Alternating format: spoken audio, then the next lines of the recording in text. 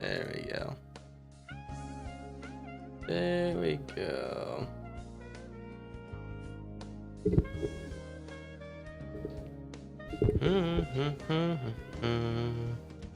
Oh, I never added that shit. Fuck.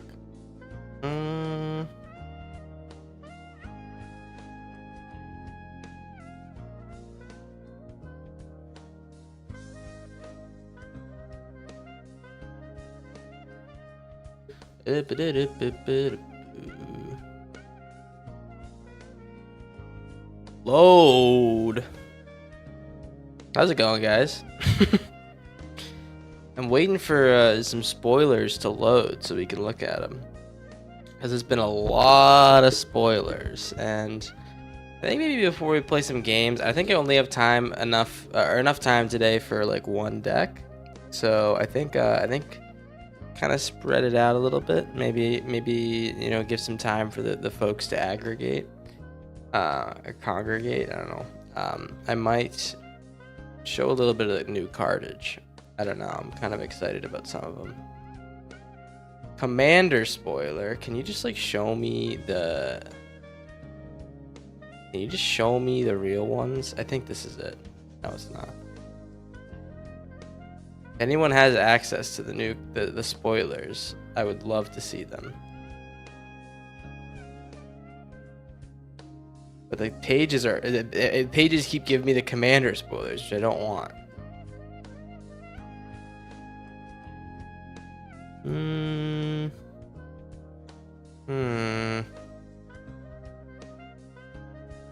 apparently mtggoldfish.com takes like 6 hours to load, so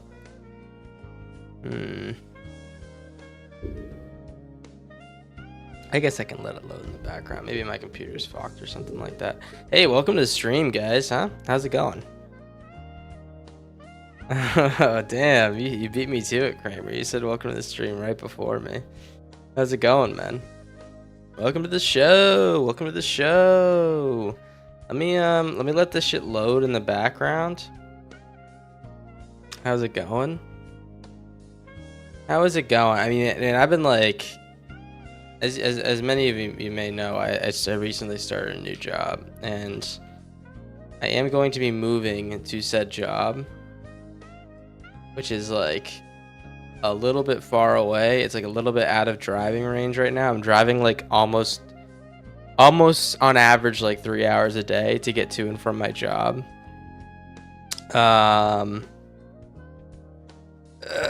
It's a lot of driving for me, man. I'm not used to it. I know some people do it, but like it's just like I'm working like 11 hours a day now, basically, which is like awful. until my new lease starts, man. It's gonna be pretty tough. Yes, yeah, Creamer. I am gonna be staying in my current state in Argentina. I bet you didn't expect that one, huh? You didn't expect that one. Well, can someone post a list of the new cards? Yeah, 3 hours is a lot daily. It's just like, holy shit, man. The good news is I'll be like a half hour away from my job once I move. But maybe like 25 minutes. But I'll have a lot more time to just do what I want. But that's why I've had like 2 hours streams and stuff, because I've just been like, I want to do other stuff other than like work, and then immediately go to stream and then go to bed. So I have other stuff to do too. So it's probably gonna be 2 hours today. Let me tell you guys about the new cards here. I realized the display wasn't on the whole time. I literally cannot find a reliable list of the new cards because my internet's like ass right now. We can look at these, but I feel like this is like really discombobulated and stuff. Yeah, you can just look at the rares and the mythics. To be honest, that's probably good. I don't really care about the other ones. Yeah, we can take a little look. Take a little look. Let people filter in. I know that I got some comments from one YouTube viewer. I don't know if his name is like a bunch of letters that I don't remember the order, but it's like TTHHJJ, TTTHHJ or something like that. And he's like, "When are you gonna do the spoilers?" And I was like, "I promise I'll do the spoilers." And then I completely lied and I didn't do any. So I am excited to look at some of them. So hey, let's take a look. Anything that's blue or red is getting a big thumbs down from me. I have a feeling that the new nerfs, the new alk nerfs, will make a huge difference, to be honest. So there is a new spell that I'm excited to talk about, but we'll get to that. This one's pretty cool. So they have this new mechanic called Job Select, and it creates a 1/1 that's attached to your equipment when you play it. This one's like whenever you cast a non-creature spell or draw your third card, each turn you put a +1/+1 counter on it, which is like it's gonna add up real fast, real fast. I mean, to be honest, it is a lot less egregious than like a lot of other things we've seen. Like, like honestly, like the +1/+1s whenever you cast something is like it's good. It's really good for 2 mana, but I feel like it's a lot more workable than something like Steel Cutter. So I think that this one might not even break into that deck, is my guess. It might just be like a different like control deck that makes use of this or something like that.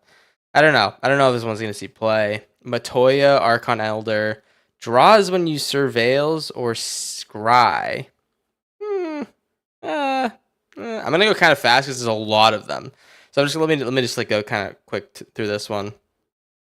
Ishgard, the Holy Sea. I know it's like kind of hard to see these things because I don't know why it's like showing them on the side. All right, that's good. Return up to 2 target artifacts or enchantment cards from your graveyard to your hand. It's a sorcery adventure that's attached to a land.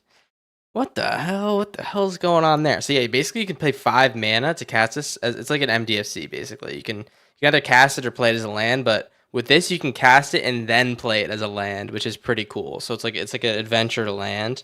But yeah, you basically when you return artifacts and enchantments from your graveyard to your hand, it's just like it's a little bit slower.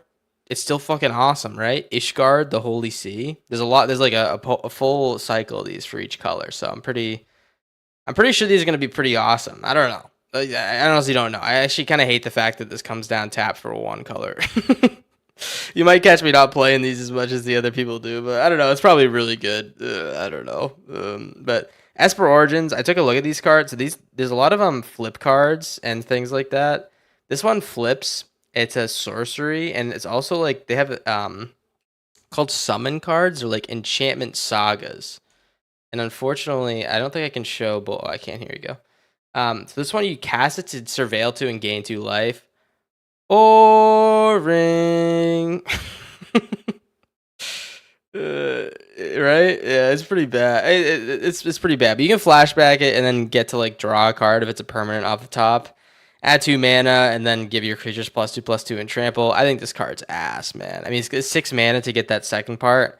And then what are you doing? You're surveilling in 2 and gaining 2 life. Otherwise, you can cast the other side first for 4 mana if you like mill it, which is pretty good. But I don't know. I think this card's boring. I haven't really seen like a good card yet. Starting Town. It's like a fast multicolor mana that you have to pay life for the colors. So it's like that one like mana confluence or conflux or some shit like that. How's it going, Scarlet Warlock? Holy Sea, Esper and Mardu.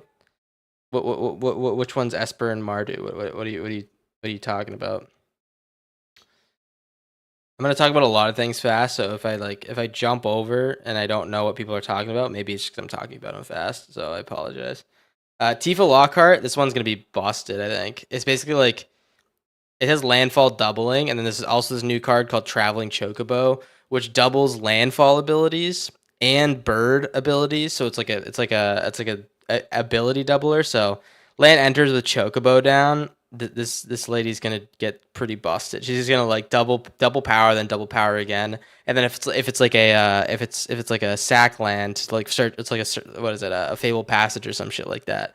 You sack it and you search, and then you get another land, and then you do the double, and then the double, and then the double, and then the double. So you get like 16 damage like instantly if you have the Chocobo and the Lockhart out, which isn't hard at all. And then if you have like any other mana enter the battlefield, it's gonna be like fucking huge. It might be like a cool, fun aggro deck that might be annoying as fuck, but also pretty good. I don't know. We'll see if it's actually good or not. It's kind of just like the like that Mossborn Hydra that's but like a little bit less permanent, right?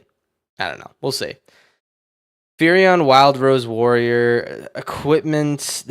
Guys, this list is so long. Look at that. Look at how long this list is. I already like looked at some of this. So if you guys want me to just go over the cards that I'm excited about, or all the cards, I'm interested because there's like a long ass list, and I feel like every time we do this, I'm like a little bit long winded. I don't want people to just like get bored, or I don't know if people are interested in this. Is what I'm saying. So. What are we thinking? Any feedback? Because I definitely have cards that are like interesting that I want to talk about, but some cards I'm just like I don't give a shit, you know. So what are we thinking, huh? Give me the long and short. All Kramer.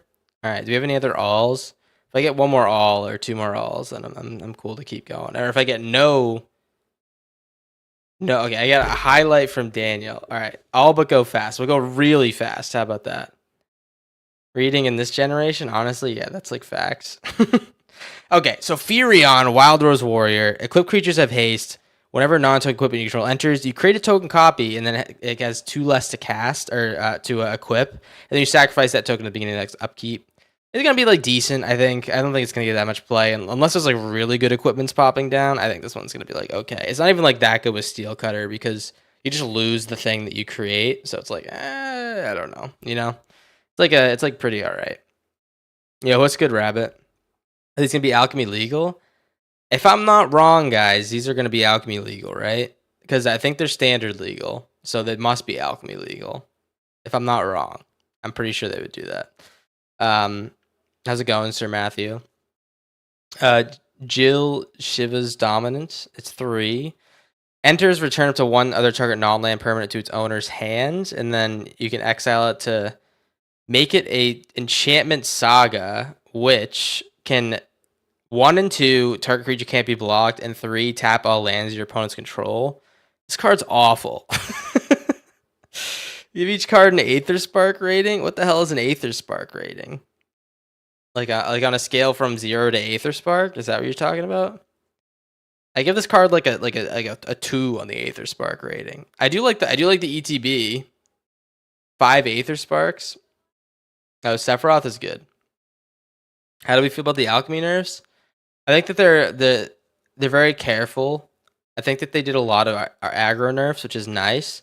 I don't think that they're gonna make a huge difference, but they will make a difference. I think we'll be winning more games in like with playing like goofier decks. You know what I mean?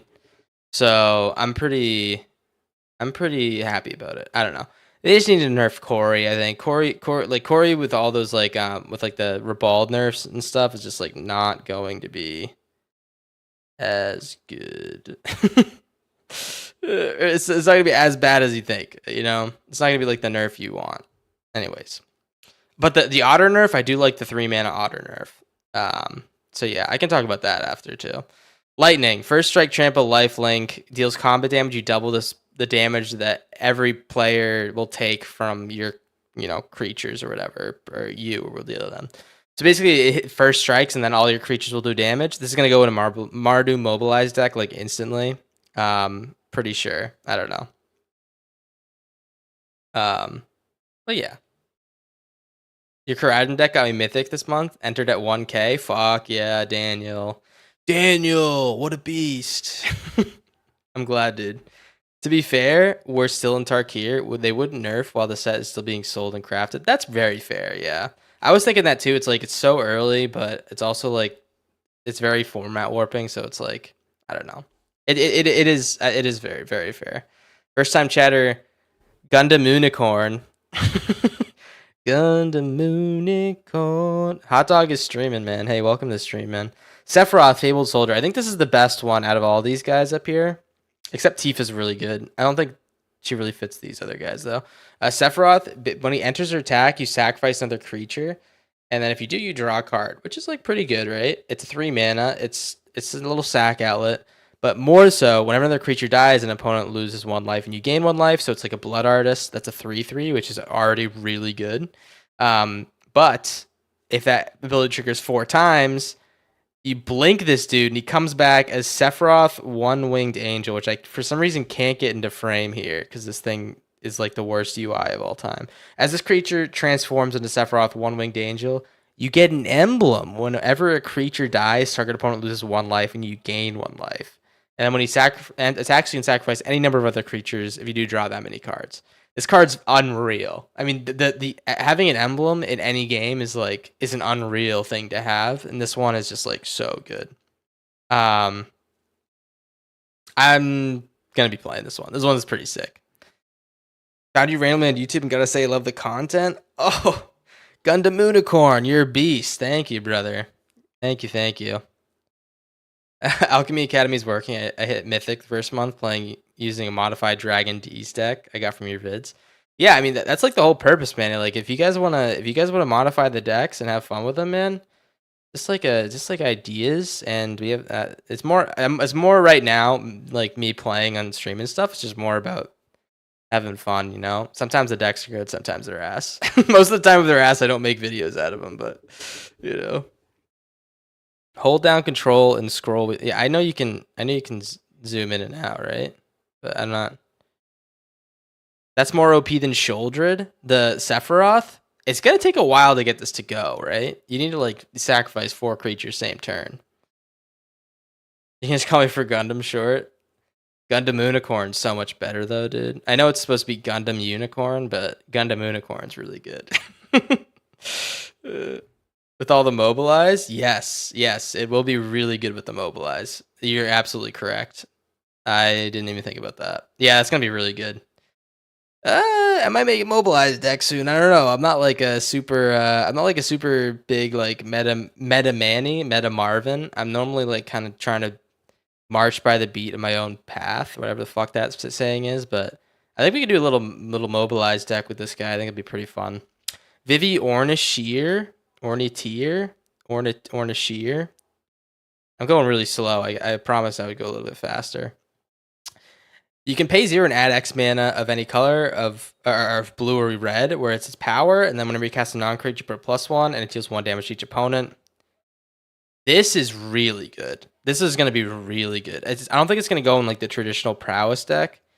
It's a little bit slower, but I think this one could go bonkers. I don't know. What do you guys think? Do you think this one's cool? I think it's cool, but like these +1/+1 creatures when you cast spells are normally not like they're like normally like noob traps, I'd say. But this one has so much more utility. I think this one's gonna be like insanely good. All right, we'll move on. Kuja, the furry fanatic is what they call her or him. I don't know. Looks like a him because he's got like okay, it looks like a him and he turns into a her. I don't know what. I don't know any of these characters, by the way, guys, because I didn't play any of the Final Fantasy games, but let's just say he be looking like a stud and she be looking like a stud as well. Anyways, at the beginning of your end step, you create a 0/1 black wizard that whenever you cast a non-creature, does 1 damage to each opponent. And then if you have 4 or more, you transform it. And what the hell does it do when it transforms? I hate to like zoom out because it's harder for some people to read, but if a wizard you control will deal damage to a permanent or a player, it deals double that damage instead. That's pretty good. I mean, it's all right. It seems all right. It seems like kind of hard to set up. Not very good. I changed my mind. It sucks. Nocti, Prince of Lucas. Lucas is a lucky man, let me tell you. Lucas is a lucky man. He's got a prince.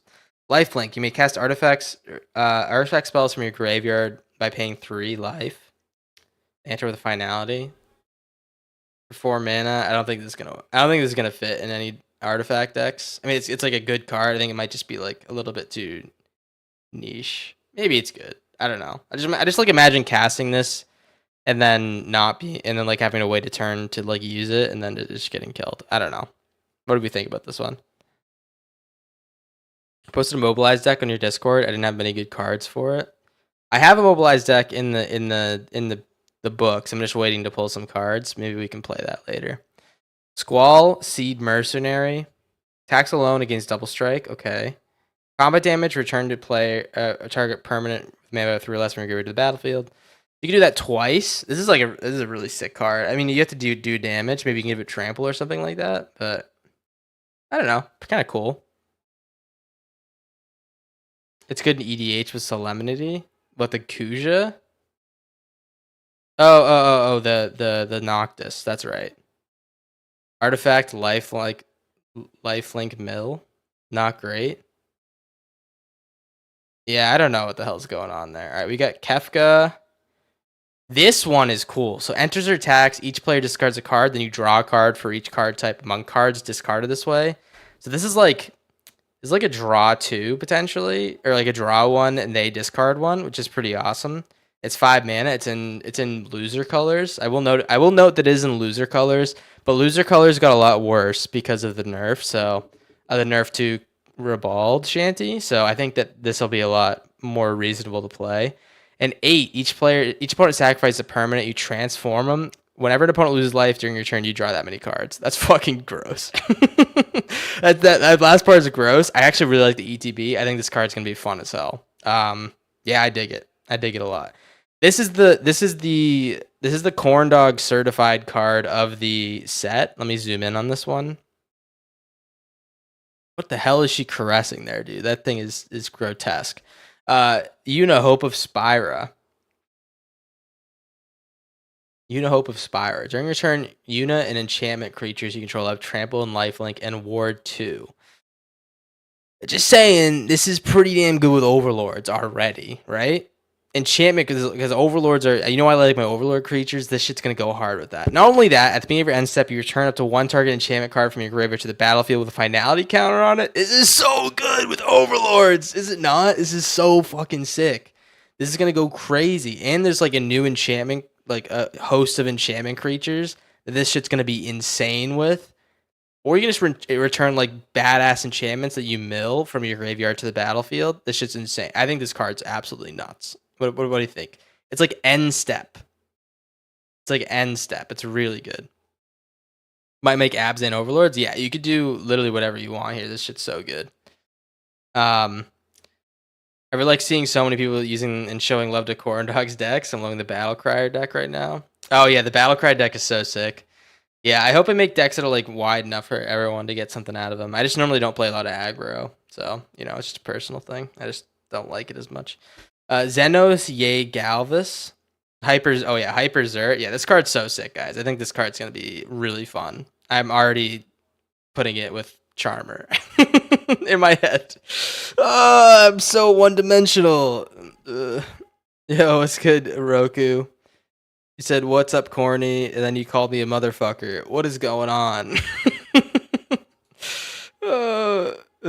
Anyways, Xenos Yay Galvis. Enters, choose a creature opponent control, and then all of their creatures get -2/-2. When the chosen creature leaves the battlefield, you transform him, and he becomes a fucking dragon. Let me zoom out to see this. Xenos. Oh, Xenos is the motherfucker. I don't know who Xenos is. Give me a second. I don't see a Xenos. Let's see. As this creature transforms, you choose an opponent. When the chosen player loses the game, you win the game.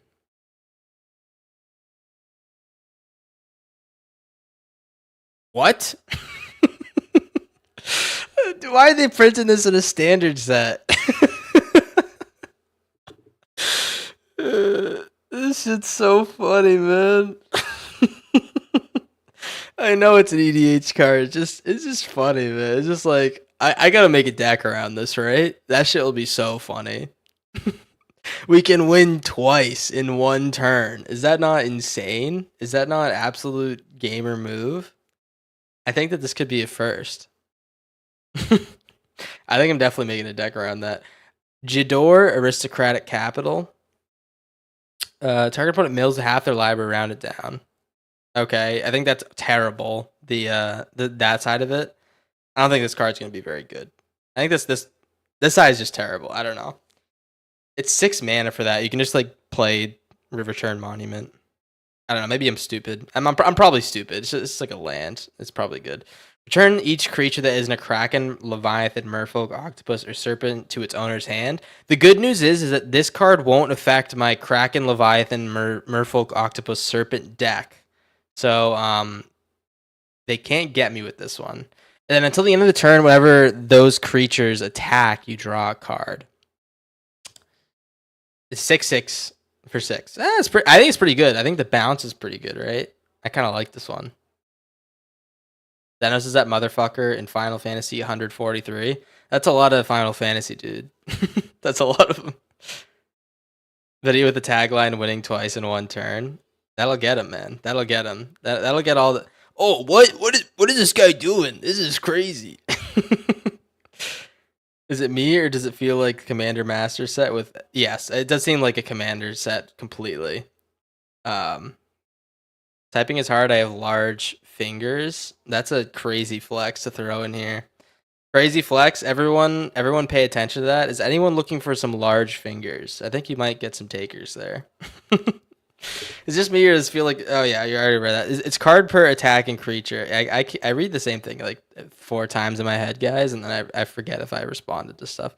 It's a card per attacking creature. Yeah, I think. Yeah, I don't know if anyone's gonna make a deck around this card, to be honest. Maybe it's like a good control piece because you get to bounce everything, but I don't know. I think it's kind of a little bit lame, personally. Personally, this one's cool. You create a 1/1 hero and then put a bunch of counters on it based on lands, or it's just a land. I think this is gonna go in my mono green decks for sure. This card's pretty sick. Xanarkand, the Ancient Metropolis. Very nice. All right. We talked about some of these. We didn't talk about Stiltskin Moogle Merchant. The Moogle Merchant. His name is Stiltskin. Is he supposed to be like Rumpelstiltskin? Is that his thing? Does anyone who like plays this? Does anyone know it's Mr. Stiltskin here? Lifelink 1/2. Target opponent gains control of another target permanent you control. If they do, you draw a card. What do we think? Seems kind of lame. I don't know. I honestly I have no fucking idea what to think of Stiltskin. Jill, Kane, Treacherous Dragoon. Where's Pendragoon when you need him? During your turn, Kane is flying. The ability is called Jump. That's pretty funny. When it deals combat damage to a player, that player gains control of it. If they do, you draw that many cards and create that many tapped treasures. Cool. I don't think anyone's gonna play this in 1v1, but I think it will be a cool commander card. You don't think Stiltskin has any reference? What's good, Lona? Everyone welcome Lona, the wonderful raider of Corndog Jones Jr., who I appreciate so much. I appreciate you, brother. Go check out his channel, guys. There's all kinds of emotional context for a lot of these cards if you're a Final Fantasy fan, and the context for Xenos is screaming motherfucker. Oh, I didn't know that. I feel like I would like these games if I played them. I normally like. I'm assuming this is a JRPG. I don't want to put labels on things, but all right. Lightning, Sephiroth, Terra. Okay, we didn't talk about Terra. Enters, you mill 5. Put an enchantment card into your hand if it's milled. Okay, so it's like an Overlord of the Baelmerk, right? Exile it and then return to the battlefield, and then it creates its first 3 things are create a token that's a copy target non-legendary enchantment you control, i.e. your doubling season. And then if it's a saga, you put 3 lore counters on it. So when we play doubling season, because this is the only thing I'm thinking about, when we play doubling season, we exile this guy, return him back the next turn. We make a copy of doubling season. The next turn, we make a copy of that copy, and then it'll make 4. It'll make 3 of them, right?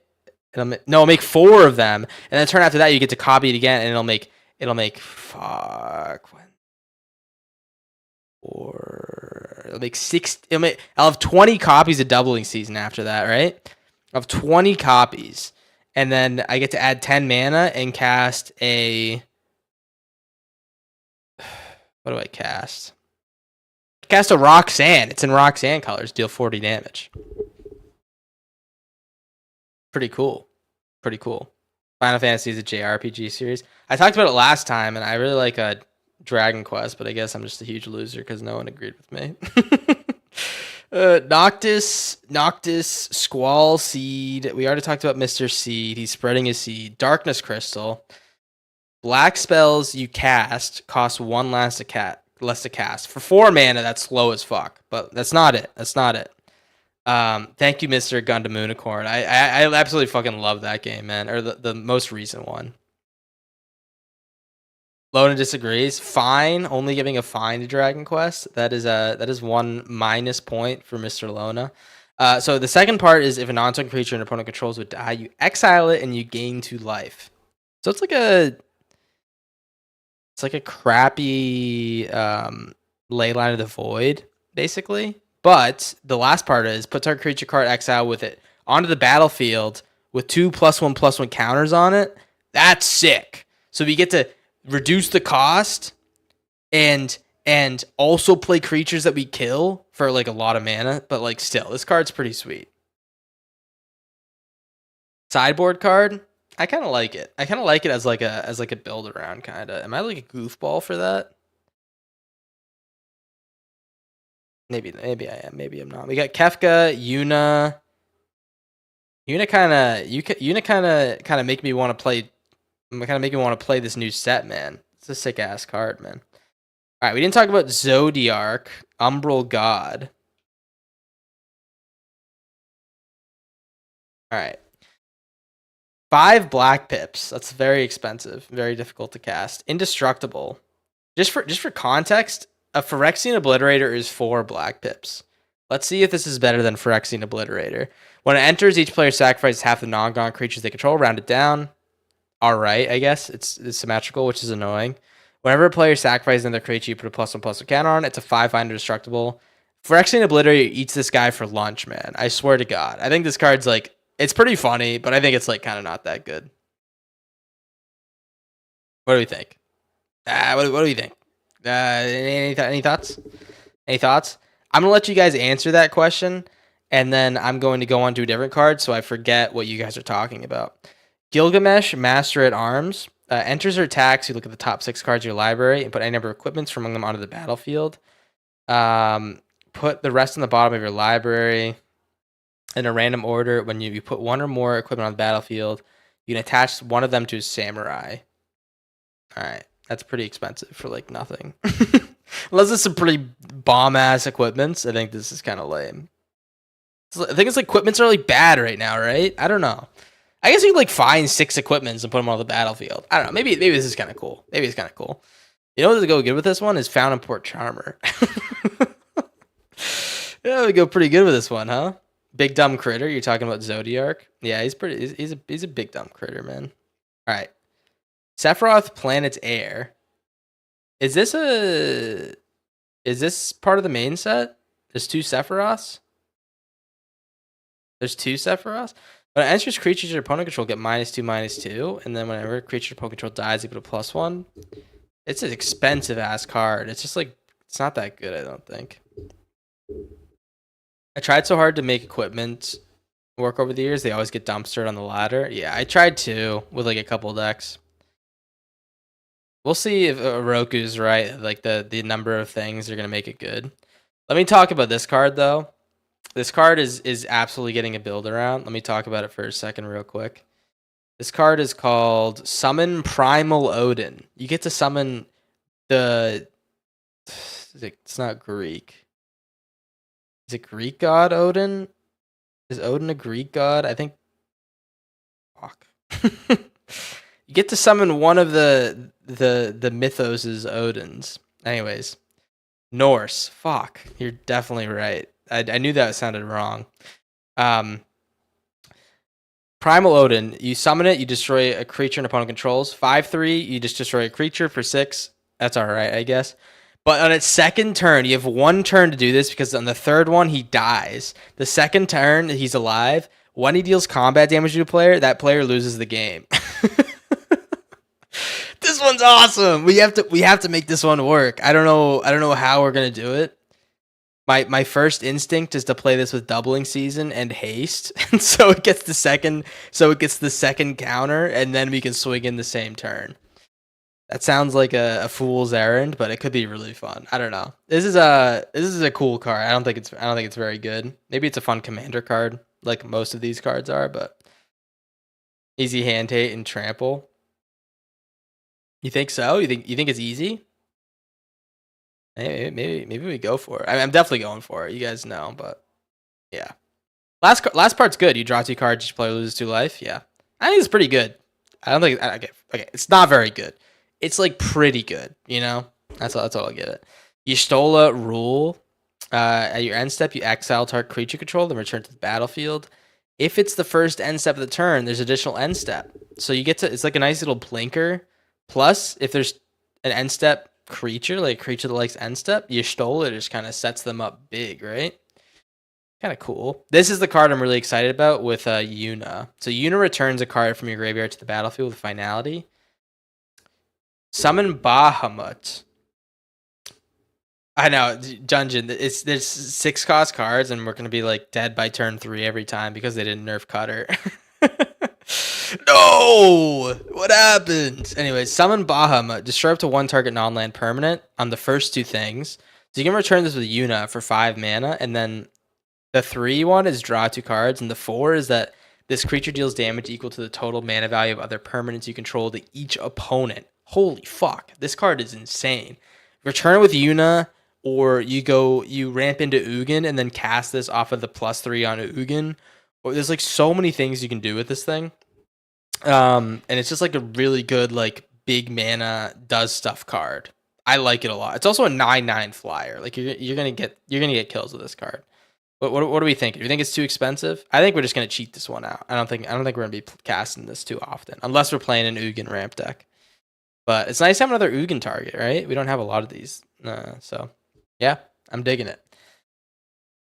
Oh, dude, there's like so many cards in this goddamn set.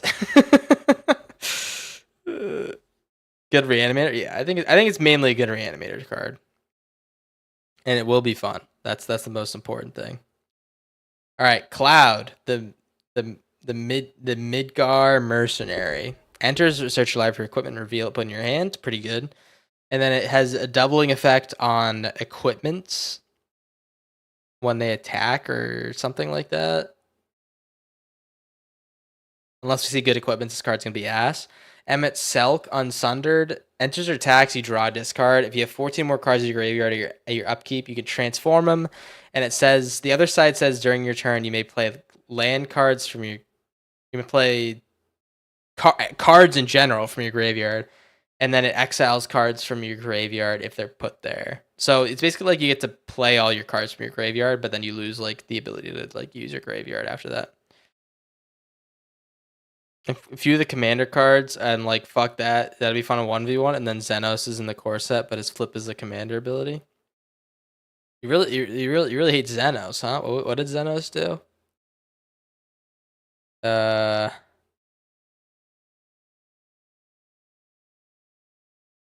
Yeah, Xenos is so stupid, man. Yeah, the one that lets you win twice. All right, second Cloud. As long as he equipped, he has double strike indestructible on your turn. Pretty awesome.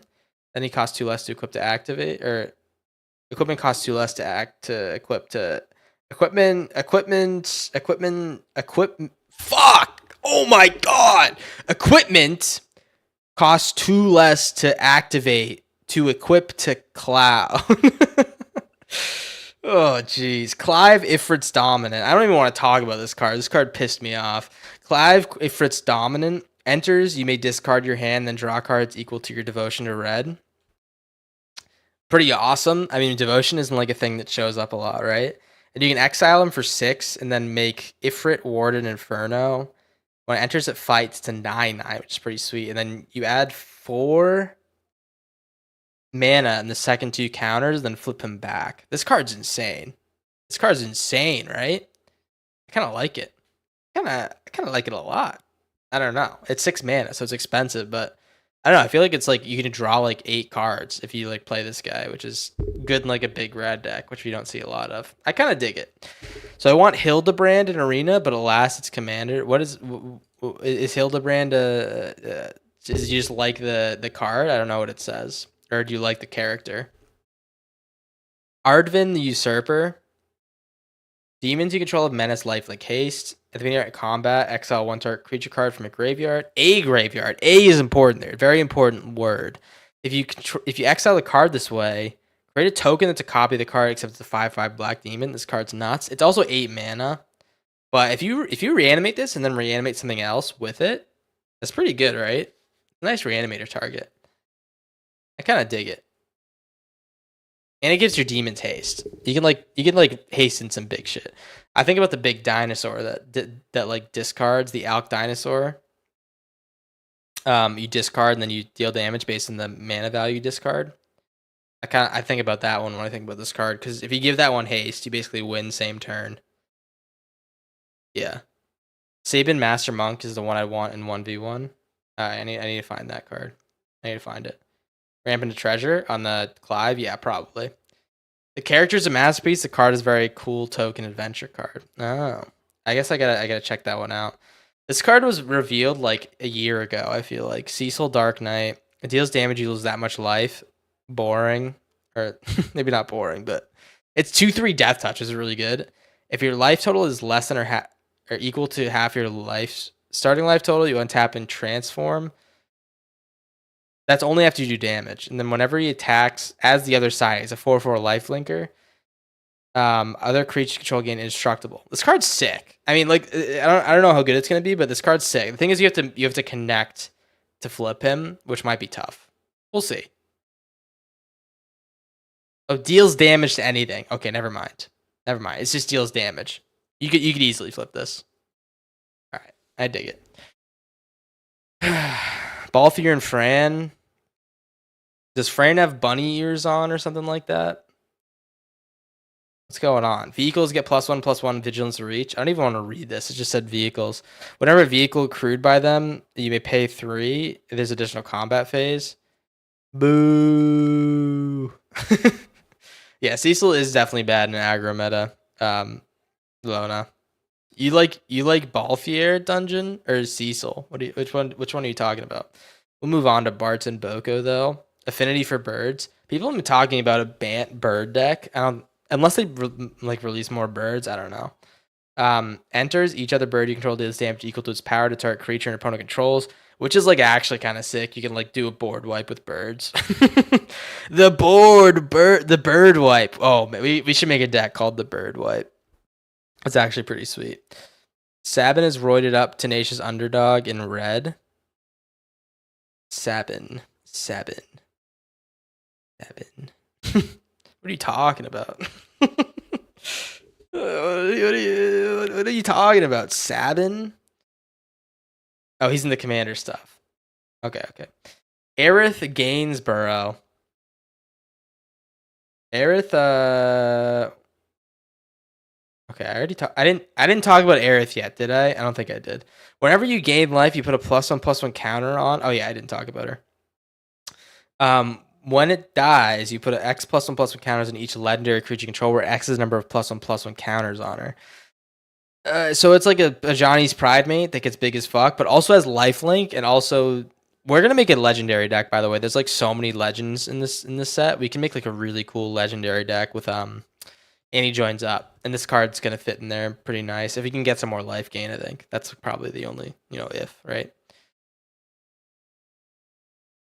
Opening hand 4 Birds of Paradise, Flawless Fight, ETB. Yeah, they're all gonna be doing 0 damage. It's gonna be crazy. It's gonna be nuts, man. Isn't there a cool bird in Alchemy that's Simic? I don't know. Oh yeah. There's like it like cycles for you. It has an adventure side. It like cycles or something like that. The important thing about Air is that she's a decent life gain card, and she has a variant art where she's hitting a guy with a folding chair. I don't see the folding chair. I think you're lying to me, man.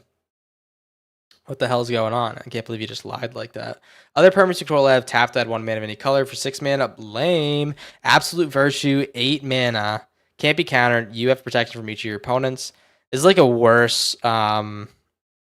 This depending on how you look at it, it's a worse or potentially equal, I guess, card to that angel. The thing is, it doesn't have flash like the other angel does, but it also can't be countered. But also, you can die with it technically if like they have a alternate win con, or maybe like each opponent loses life, because losing life doesn't take damage. It goes through protection. I don't know. Am I a huge nerd for knowing that? I think I am. Anyways, yeah, it's kind of yeah, whatever. Dark Confidant, classic card, probably bad right now because it's too. You do damage to yourself. Zell Dinked, funniest name of all time. Zell Dinked. Also, look at this dude in the background. Dude in the background, he's got a penis nose, dude. What a horrible little invention. Someone made that dude with a penis nose and gave him eyes. You can play an additional land on each of your turns. Awesome. At the beginning of your end step, return a land. Okay, so it's like a landfall card. Cool. Xenos again. Oh, I already talked. All right, that's the same Xenos. All right, awesome. I'm glad that they put this in here because I can't read it. Oh, these are like extra cards. All right, I already talked about big ass cactus. We know about that one for a while. When it attacks, it gets plus 9,999. There's like there's other cards here that for some reason they aren't showing. I'll tell you what it is. It's a white card that destroys all creatures and artifacts, which is going to be really good against Corey. Sin Spear's punishment. When it enters or attacks, you exile a permanent from your graveyard. Then you create a tap token that's a copy of it. At random. Okay. This is an awesome reanimator. I'm definitely this is like a sick ass reanimator. Holy shit. I'm going to be playing with this one, but yeah. It's a random permanent. Okay. Yeah, we're gonna be playing this with card. There's like a lot of really cool reanimator. Everything's like big as fuck in this set, which is like nice, but yeah. A comment on the previous post that Absolute Virtue should have text that exiles all players that destroy it. Square banned a bunch of early players that beat it. Really? What? Why would they ban them? Because they're too cracked? Is that what they banned them? It's farewell for artifacts, which is really good against Mr. Corey. If you can survive till turn 5, you can just like fuck that deck, which is awesome. I think Corey's gonna be their only win con now without the otters going crazy. So I'm kind of digging it. Also probably like direct damage, but we can just do life gain decks with that card. They're really bad at handling 11. I don't know what 11 is. Anyways, that's the card that are on this list. I'm not really sure where. I feel like there's some cards that should be on here that aren't. I'm confused. But wait. Yeah. Maybe I missed something. I have no idea. But yeah, that's it. That's it for the cards, guys. I think I'm going to play some games because that was really long as fuck. And I'm tired of talking about these goddamn cards. Hey, let's talk about the changes, huh? There were some alchemy changes. Let me show you the new cards, huh? Oh, I see, Lona. I understand now. I understand. Ribald. What the hell is this card called? Enduring Friendship. Awestruck Signa's on the front page, dumbass. What is it called? Noctamon. Are these the 4 cards that were changed, or was there anything else?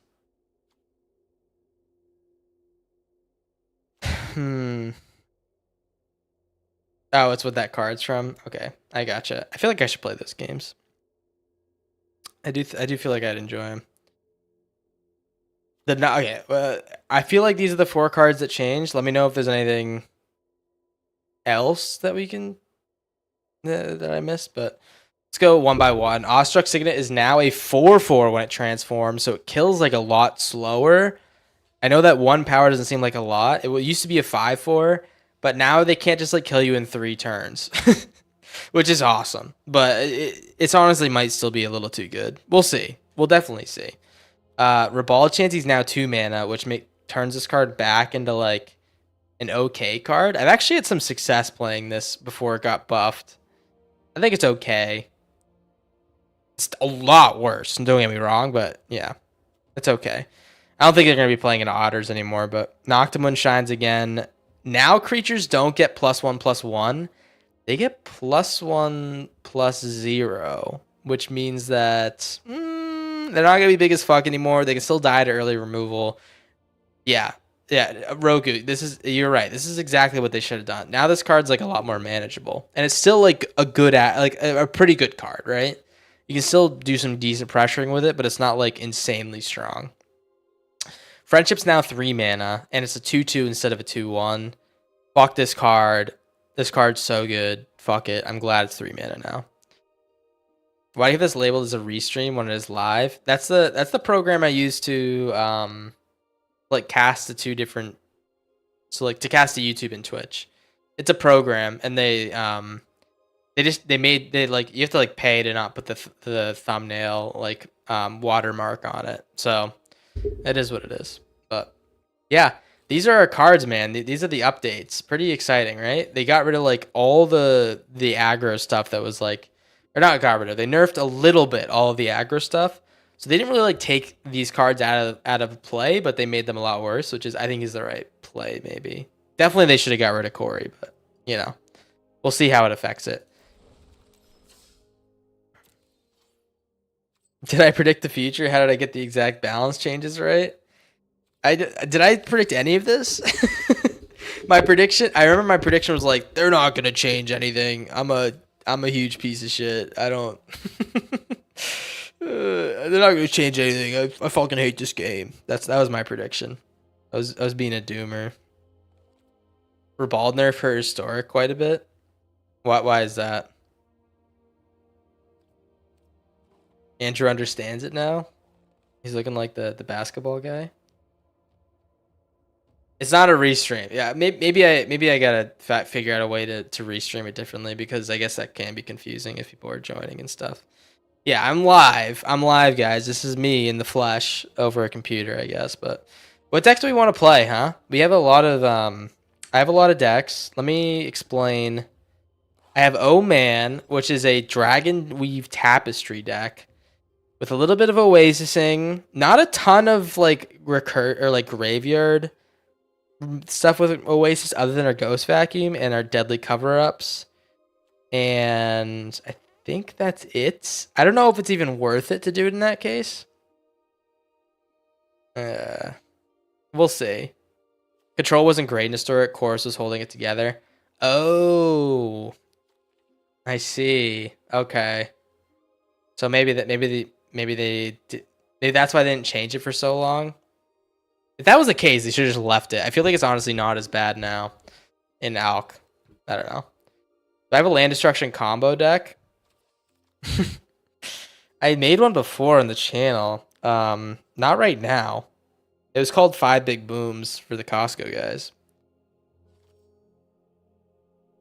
It's popular and timeless, and nerf doesn't make it harder to use Dread. Yes, yeah. Yes, Gundam Unicorn.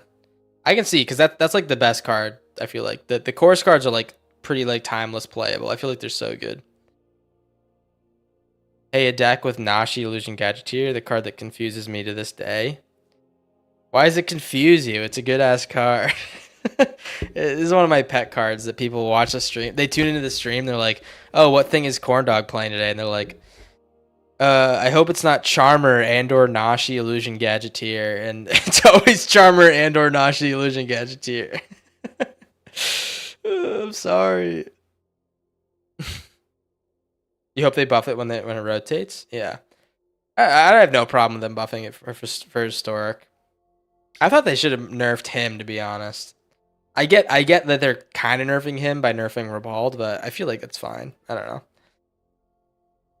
Been here in secret. Glad you like Clive. Were you in the cuck chair, Fear Dragon? Were you sitting in the cuck chair watching us? Was Fear Dragon in the cuck chair? Holy shit. I don't think it's bad. I just look at it and go cross-eyed. The impact of time travel. Which one? Oh, Nashi. Oh, I see. I see, I see. My brain hurts when I stream, guys, because I can't figure out what's going on. What do we think about this deck? I think Tapestry's alright, but I could play this one a little bit. We can see. That's option one. So Oman is option one. Option two is it's a deck similar to one we played, except it's not a creature control deck. It is a full control deck with a token win con with Elspeth. And we also have Call to Crash and Teysa, Kaya, Kambal again. I like this card a lot now for some reason. And I'm playing Hamza. I don't know why I'm playing Hamza. It makes no sense, but I wanted to try it out. Is this called Abs? For Abzan? Really creative, I know. I'm a creative guy. Let me know what you think about this one. This is option number 2. Guys, write this down. Write down the options. And then we have 2 hard bonds decks that I would be willing to play. Let's see. Yeah, I don't know if we're gonna play any of these. All right, we'll look at harder bonds first. Harder bonds is a convoke / tap deck that gets hardened bonds to work with something like Effie or Hangerback Assembler or Bulwark Ox or District Mascot. And then everything else is kind of like you're looking to find all your creatures, basically. It's like your card draw in this deck. Hard bonds, though, is a mono green one that gets +1s with literally everything you play, and it charmers into triplets, which will give you +1s, and Quill to Great Worm and things like that. So let me name these so we can actually take a look at them. We'll name them AA8 so we can pull them all in one list. And I'm going to do a little poll for you. I need to read chat. Really, give me 1 second. AA8. Let me know what you guys think, huh? Dice the Infinite Kambal. This card is great. The Infinite Kambal was like the craziest shit that happened to me, man. It is so funny. I don't know what the hell happened. That was last stream. I think I'm making the video this time around. I think it's coming out tomorrow. I already made it, but man is allergic to 4X cards. Fuck you. I'm joking. Yeah, I don't like to do a lot of 4X cards decks. I don't know why. I love token go wide strats. Me as well. What about the 3-mana guy that makes tokens that comes in as copy of him? Oh, probably not. I think it's kind of win more, and our deck's more control-y, and we win with like slower, like grindy token stuff. But that's kind of a little bit more aggro. I will be making cards with that, or a deck with that card though, for sure. Been here, okay. I don't think it's bad. Cross-eyed. It's like trying to figure out the impact of time travel. Okay, I already read all those. Okay, we have abs or hard. People like the abs deck and they like the hard deck.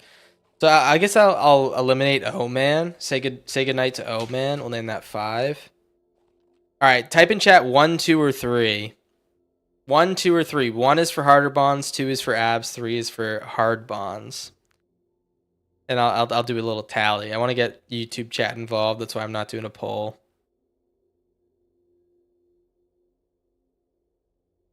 He pairs well with the dragon that rolls a d20. Someone watched the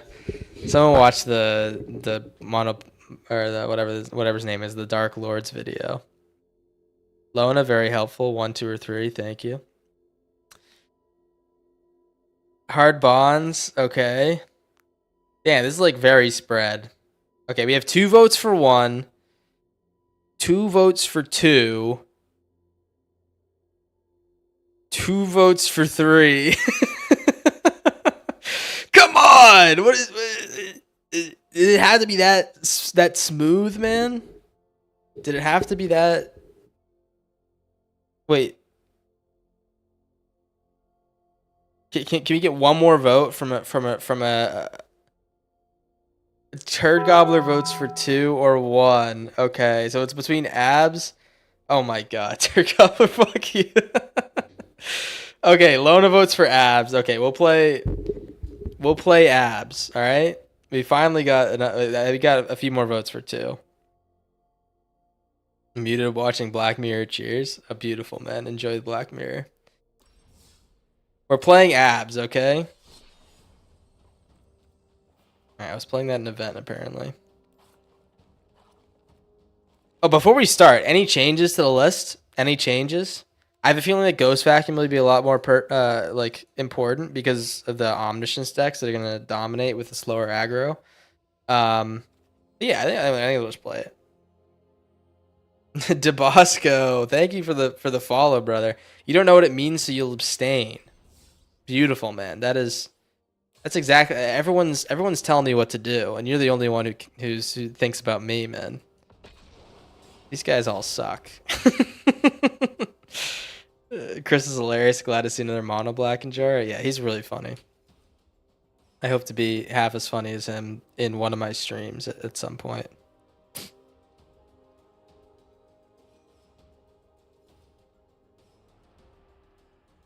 And we can't combine them all. I do have the 250 card decks, but I think that's for when aggro's a little bit. We're gonna test the format. I might consider to do the 250 card deck challenge next season. We'll see.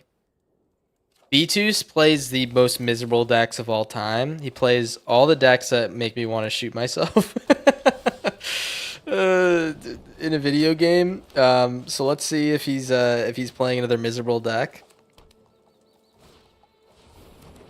All right, looking pretty miserable so far. Actually, like honestly, I don't really hate playing against these decks. I think they're like pretty easy to beat. Not if you have the right hand, it's pretty good. It's easy to get his humor. Just hit the edible, then press record. Yeah, it's kind of hard to get my humor. I'm kind of more like an intellectual.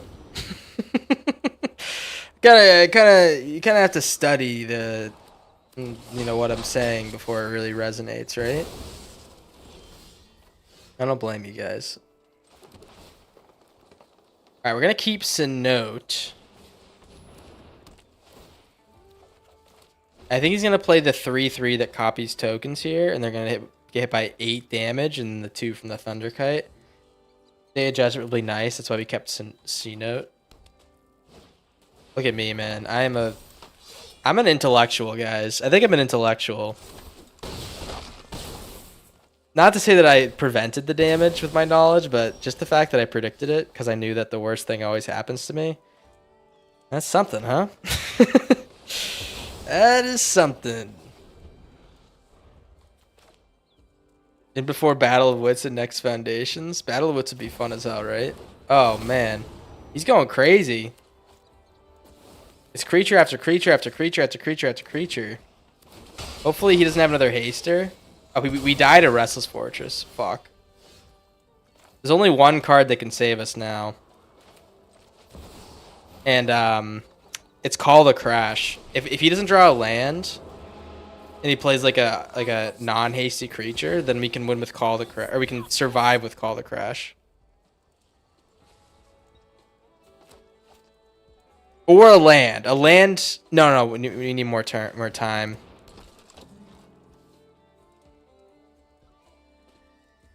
No!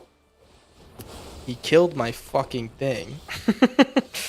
How dare you, man? Well,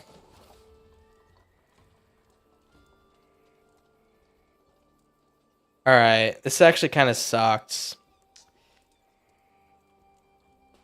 So I'll tell you what we have to do. This is kind of tough. I have to play this forest. I need to gain life. He's going to attack with Voice of Victory next turn. I absolutely need to gain life, so I don't have any black land? Are you kidding? I don't have any black land? Alright, never mind. That is pretty tough. Well, let's hopefully we find a black land before this guy kills me with his Restless Fortress. He doesn't have a black land too. Oh, we're so in there. We're so in there, man. Dalcoven Outrider. Okay. So check this shit out. We make tokens. We have to play this as a black land. We Disruptive Stormbrood his Outrider. We make soldiers. We do a little bit of blinking. On the Kaya. We get 2 Kayas. We exile the stadium headliner. I hate that this triggers because it doesn't do anything. And then we make tokens. And then we play a Llanowar Elf. And he doesn't draw a black land. That's the kicker, is that he won't draw a black land. Oh, it's so close to killing. Oh my god, it's so close to killing me. Oh, dude, that is rich. That is rich, man. Holy shit. Oh, that could have been bad. Oh, that could have been real bad. Beautiful. We're the best. We're the best who ever did it. Sorry, B2s. I beat him with otters today. I'm not proud of it.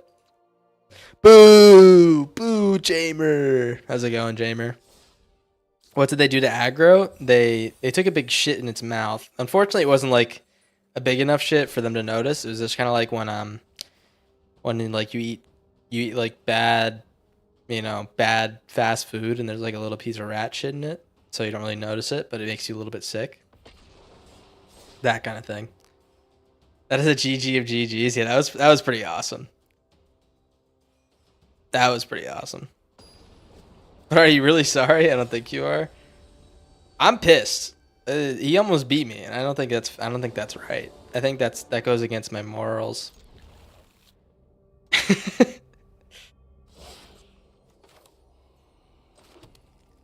I know. Honestly, that tap land saved saved our shit there. We got so lucky. Authority of the Consuls, don't care. But we do have a heritage reclamation. I am the daddy of all daddies. They do be calling me that. Do I just draw here? Why do I feel like this is a Omniscience deck? Why do I feel like this is an Omniscience deck? Can someone tell me? Why do I feel like this is an Omniscience deck with Authority of the Consuls? I could have drawn, hit a land. Oh, dude, I'm so smart. Oh, dude, Unko is about to be pissed. Although we honestly aren't going anywhere. I don't think one heritage reclamation is gonna do it. Oh no, we're falling behind. Unko Pop. That's what they call me. They call me Unko Pop. All right, there's the Omniscience, the Omniscience. Well, I think we have to discard the Doll Maker. It's unfortunately not going to do like anything. They do be calling me Unko Pop.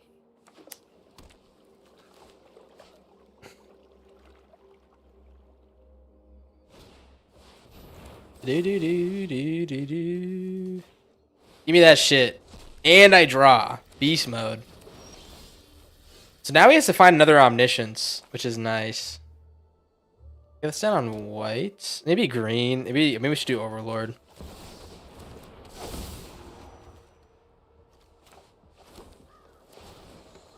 So we need another Heritage Reclamation. That was like our only. I guess we do have a Ghost Vacuum, but it might have been one of our only outs. I did a lot of shit talking for someone with no game plan. Maranga Maru, how are you? That's totally fine, man. We got the Elspeth going. We can just Beanstalk for a land and then Porcine this guy. Dude. Or we can just take 6 damage. I think we take 6 damage. Where's the lands? Can someone tell me where the goddamn lands are? Who designed this? Not me.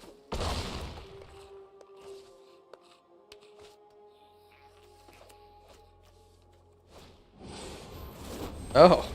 Oh, jeez. Oh, jeez. Give me land, please.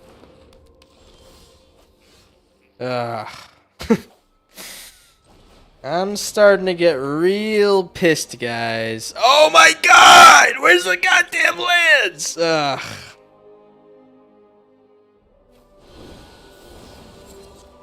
Let me tell you, Unco Pop is not very happy right now. Unco Pop is a little bit peeved right now. Let's get rid of the Storm Brood, man.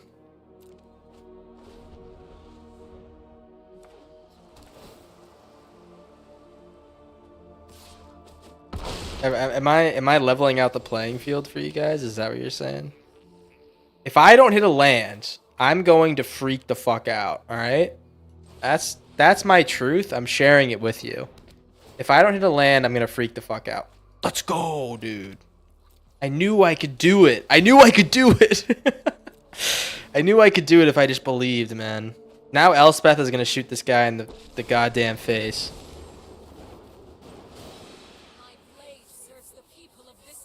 And you know what I need is my ghost vacuum. If I can find my ghost vacuum, we win this game. 1, 2, 3, 4, 5, 6, 7, 8. Never mind. He's like 2 turns off of just like casting his shit. Honestly, just Stormbrood can go. DIY mana base. Honestly, that's what's going on.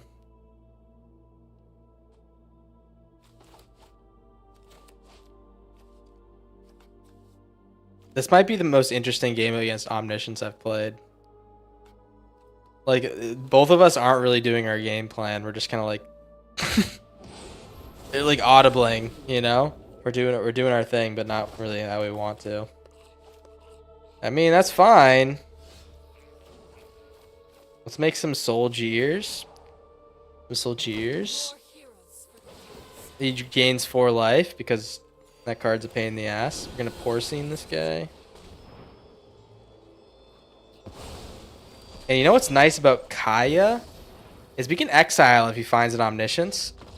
Awesome. I can't believe you won that too. These have been some really weird games. I don't know. I feel like we shouldn't be winning. Maybe we just were really good. That's your favorite card, Consoles? Consoles legitimately pissed me off in that video, or our last video, our teamer deck. I was like, dude, how the hell did you pull 2 Consoles, and how did it win against my infinite combo? Who said this was okay? Not me.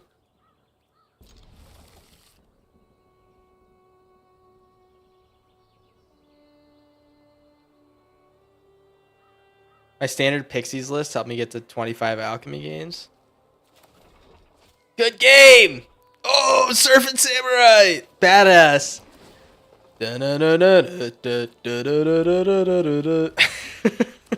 That's awesome, Sephora. We got a certified badass in the neighborhood. I think I got to give him my lunch money. I think that's what I have to do right now.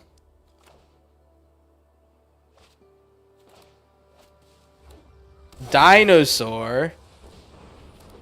Open the door, get on the floor.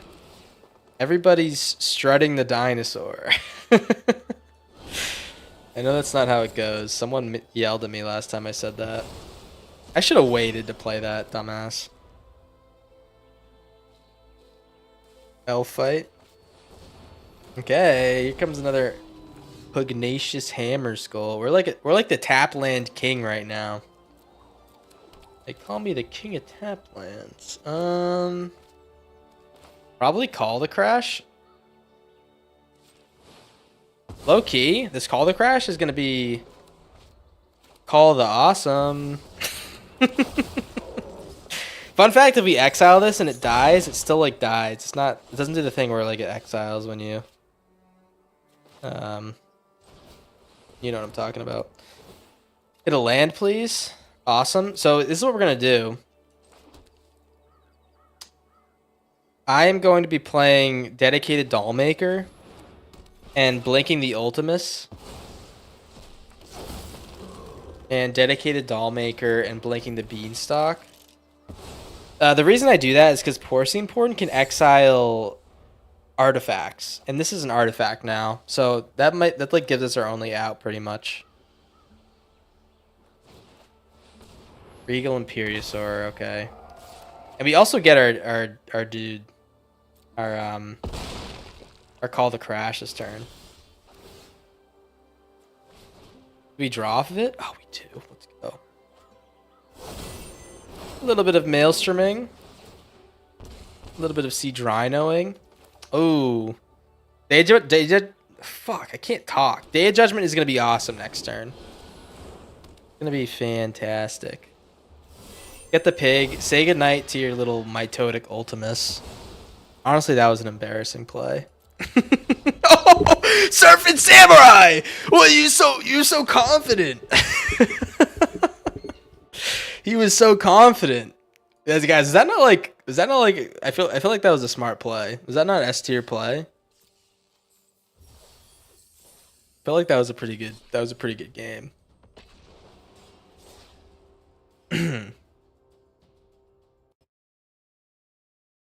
No?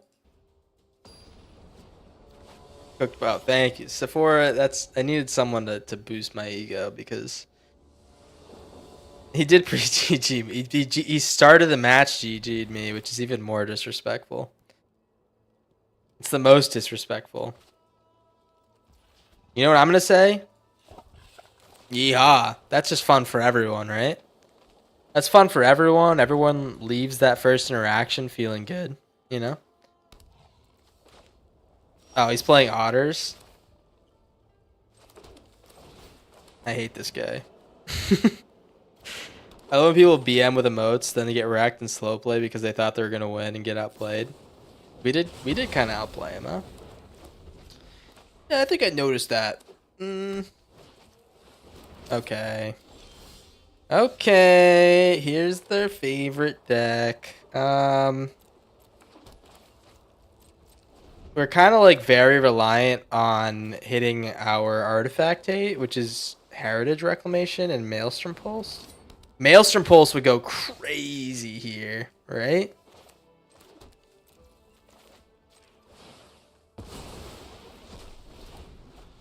Porden's a fun card. Yeah, Porden's really good. Porden used to dominate this format. Like, dominate. Oh. Do you have another spell? I was gonna say. He's playing Chorus still. Wow. I think we lost this one, guys. Unfortunately, we didn't get a really good deck or draw to deal with this. What do we got? We get another Doll Maker. That's like honestly so useless. Ugh. I need to get rid of this Balmor. We're gonna die. We're gonna die. Yeah, dude. I mean, we're gonna gain 6 life next turn. The only problem is like we're pretty much dead, right? How did I stifle aggro? We have Kambal, we have Heritage Reclamation for Corey, and we have like board wipes and stuff. This is honestly not our best like anti-Corey deck. Yeah, it's like not very anti-Corey, but it's more like just like general good deck. And like terrible, right? We're about to take 8, 10 damage. Alright, that's game. That's game. I love this game. Very fun. Very, very fun. The vibes instantly changed when we see that goddamn deck.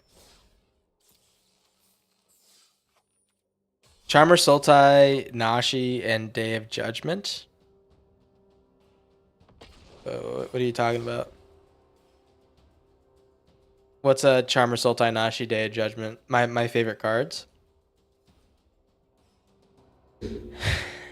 I know Pulse would have been sick there. It's kind of like a pipe dream though, right?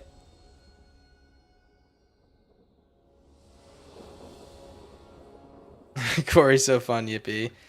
I know. That's the thing. They didn't. I think Wizards likes to do that. Okay. Oh, that's awesome. They like to fuck with the supporting cards, but they oftentimes they'll leave like the problem card because like it's normally the most interesting one in the deck, you know. So they stifled a lot of the other shit, but wow, Kitsa's interesting. I'm actually interested now in this guy's deck, even though it's probably Garbaggio. Let's keep this just for the heritage.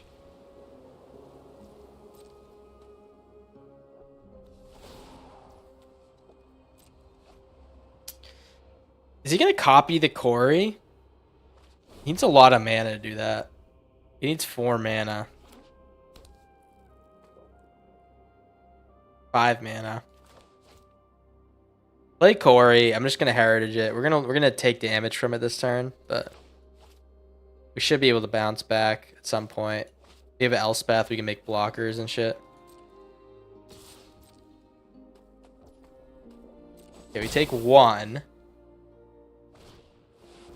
Enduring friendship? Huh? I thought that card was long gone. I thought that it was gonna be abandoned. Robbie. What happened to you, Robbie? Well, at risk of taking dummy damage from this guy, I think I'm gonna Overlord here. Let's Overlord. That was actually probably stupid, but I really want to get the mana going.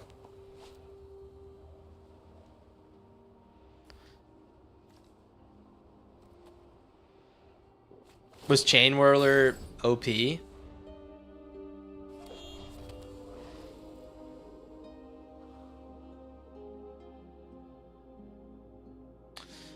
got 4 mana, Illuminating Lash. Okay, so he can copy this with the Kitsa. He didn't. Interesting. Does he have a second one? Yeah, these guys are playing like he's got a lot of prowess. Holy fuck, that was 2 spells. That was 2 spells, man.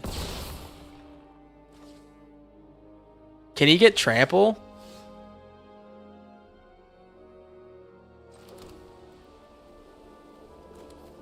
All right, I think I'm gonna play Porcine here. If there's some way you can speed through the Elspeth tokens and stuff, we're like totally screwed. So get rid of the Kitsa.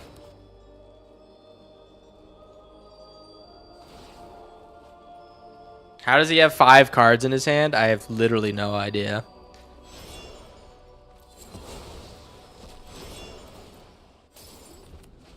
We gotta be worried about the Illuminating Lash killing us. Alright, land.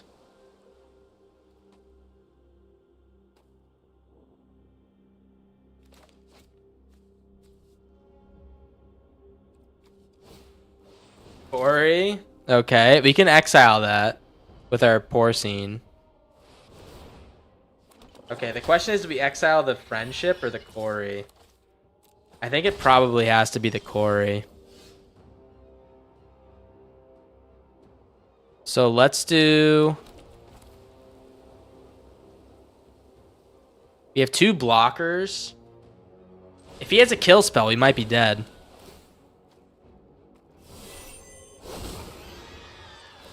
Exile the Corey. We might be dead if he has a kill spell. We'll see. He probably has 2 kill spells. Let's be real, huh? Let's get real. He's probably got 6 kill spells in hand. All right, there's him. It's still apparently really good even after the nerf to Ribald. Swift Spear's teachings. Okay.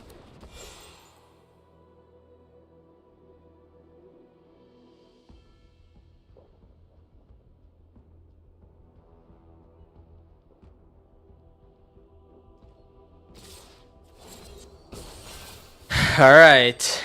It looks like he doesn't have it just yet. He's gonna play this otter, I think.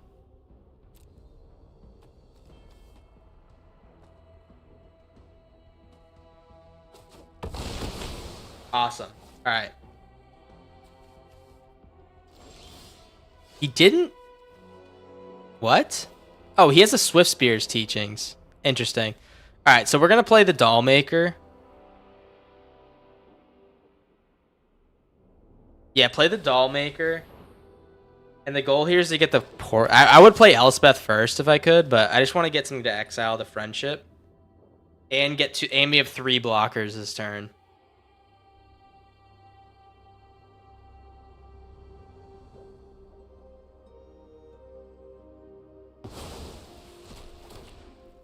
Yeah, so we get the little token. The first little piggy went to the market. He said, "Fuck you, I hate otters."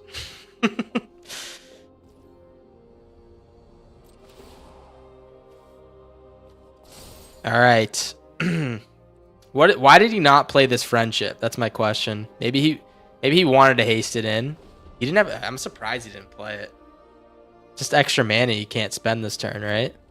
He's got so much mana, which is honestly we're lucky he's drawing tons of lands, right? I guess he's 22 cards deep, so makes sense. Prowess Taste. This one doesn't have double. Okay, this one does have double team. I'm confused. I think he has another one in hand. That's why.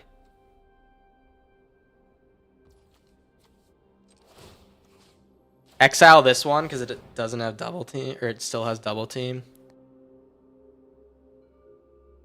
Yeah, maybe to dodge the Wrath. That's probably right.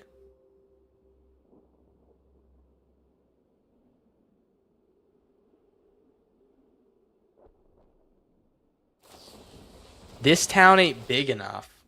Okay. Well, I didn't expect that one for sure.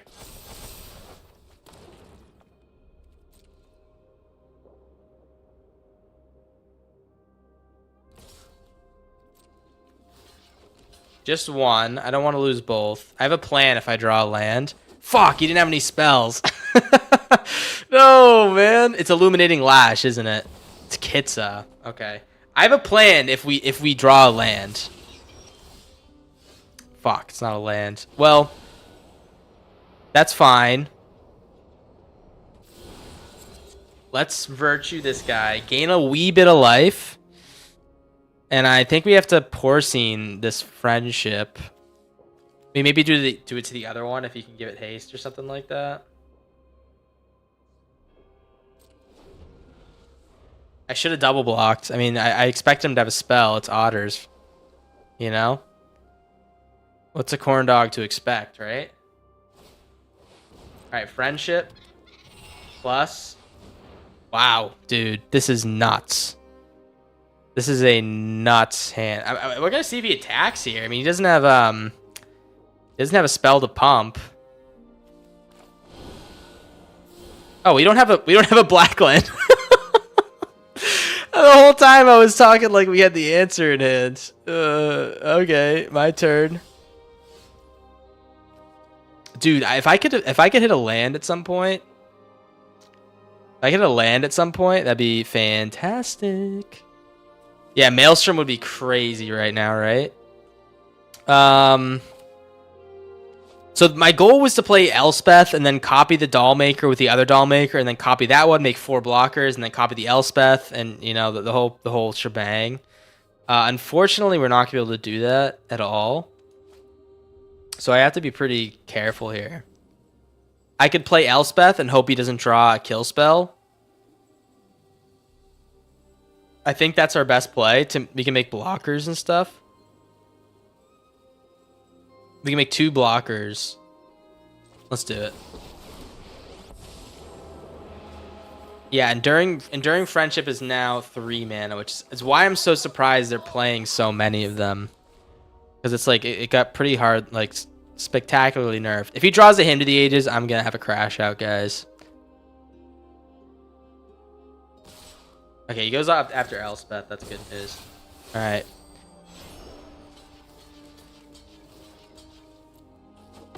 Awesome. Okay. He's losing them. He's losing it. He's losing it. Oh my god! What is going on, man? What the hell is going on? This is the Otter Smorgasbord, dude. The Otter Smorgasbord. Well, I mean, what the hell do we do? Do I play Porcine and then copy with Dollmaker, make a bunch of tokens, or do I play Overlord, make a bunch of tokens with Overlord? I think that might be the play, because we can do a ton of spells next turn. 1, 2, 3, 1, 2, and we can also. Okay, that's the play. Yeah, this is a certified friends moment.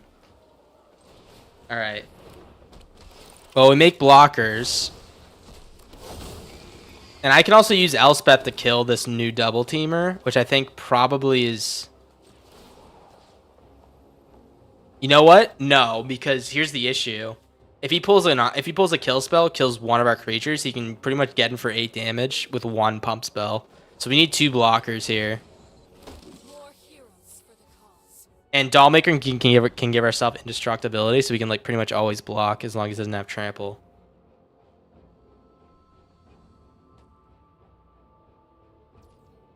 Oh, jeez, man. What the hell is going on?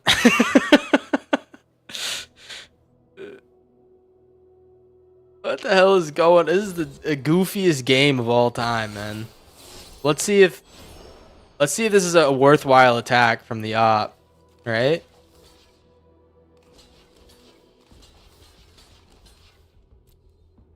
Does he have a spell?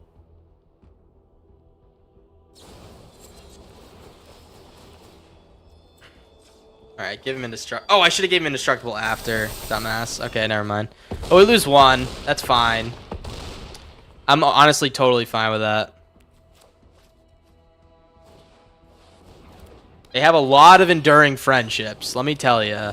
A lot of them.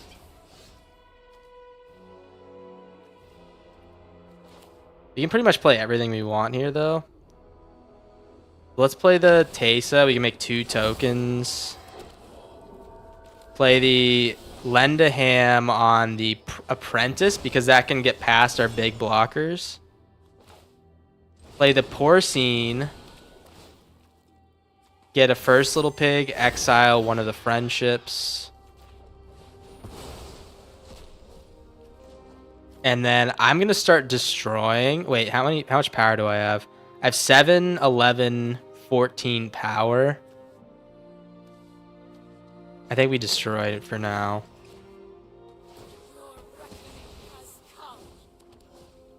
Swing in. We win next turn. We win next turn. If he doesn't have like, if he doesn't have a Hymn to the Ages, we win next turn, or like some type of trample.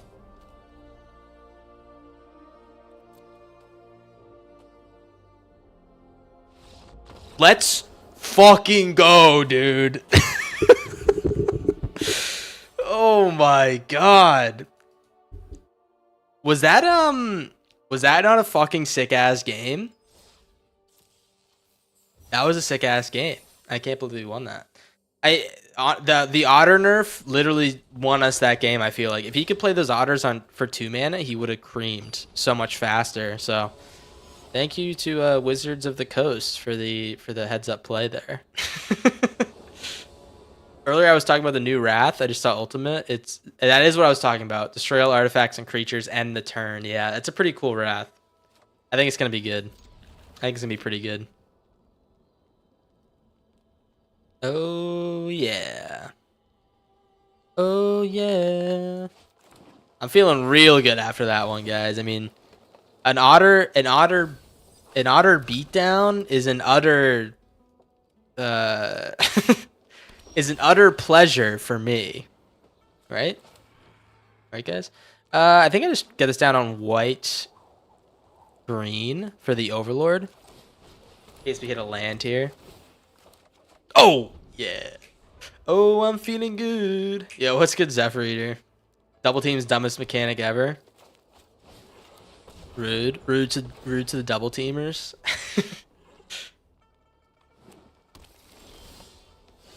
Isn't it nice when things that are too powerful in a format can be nerfed? No, it pisses me off actually. Yeah, it pisses me off because I spent wildcards on them. How's it going, Tempest? And Mr. Banana.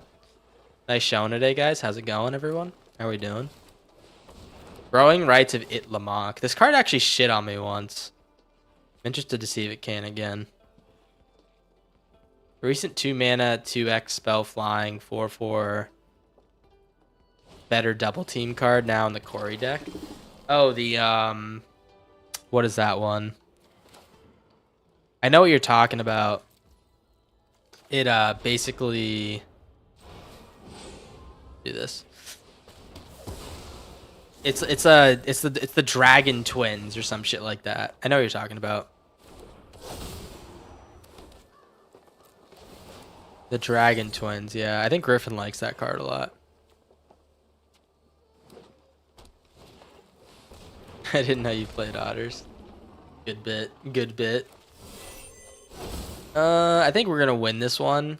I don't think that I think he's gonna hit our beanstalk, but we have one still. I think we're like honestly like so fine here. Except for the World Wagon's kinda scary.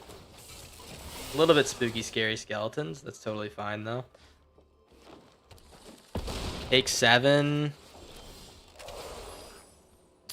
6. Okay, so we can't do beans plus crash. I think we definitely want a beans.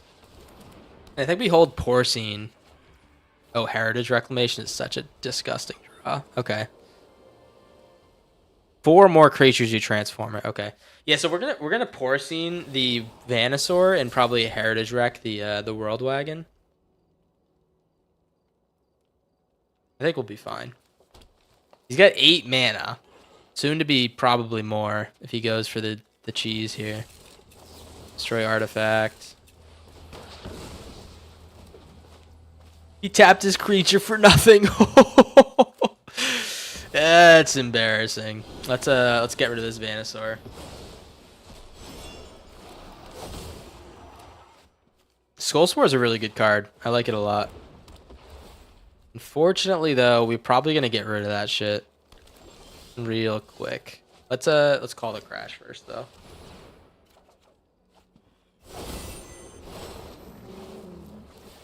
I've gotten such a an appreciation for this card. It's actually like, I know it used to be like top dog. The double is so good. You get 6 damage, you gain 6 life, and you're left with 8 power. It's like a dub in a can, man. It's a dub in a can. That's a really good draw. Now they can do World Wagon shit. So I have to block this because he can double its power. He's gonna get a 20/20. Okay, he's gonna get a 22/22. L. See you later. He didn't double its power. Okay, that was pretty peculiar.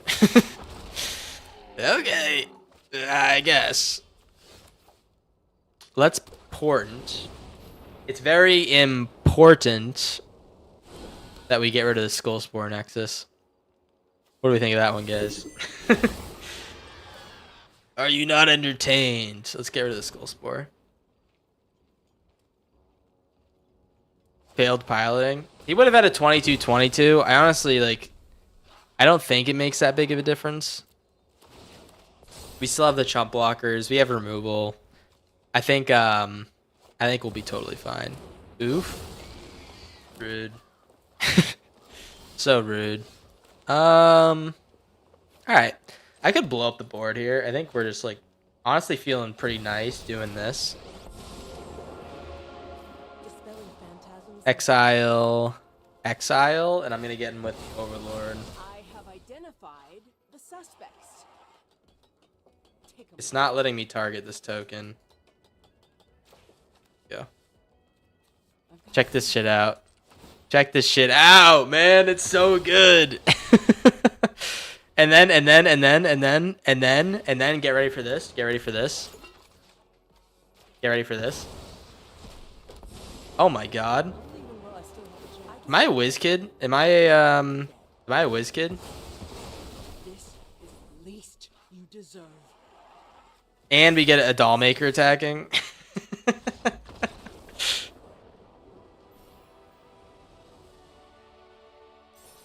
Oh yeah.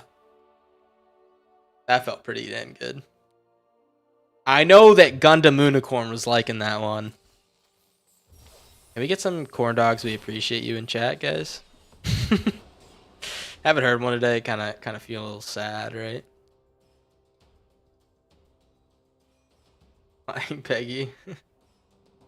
They call him the corn dog. He's dog walking these fools. That's pretty good. That's pretty good. I think you say he's dog walking these respectful opponents. Cause I'm a nice guy too.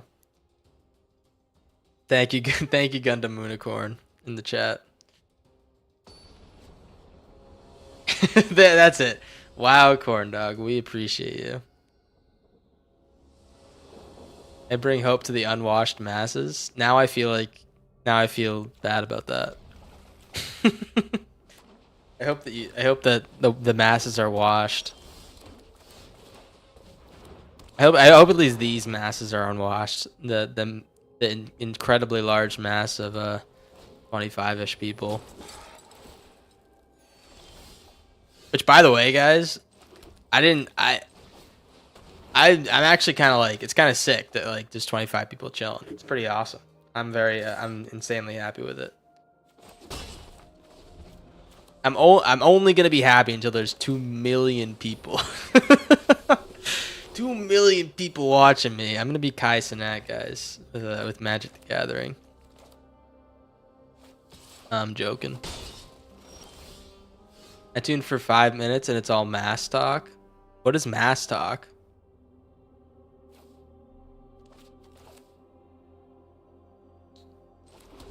You should tell them you hate them. That's old corn dog. I miss the old corn dog.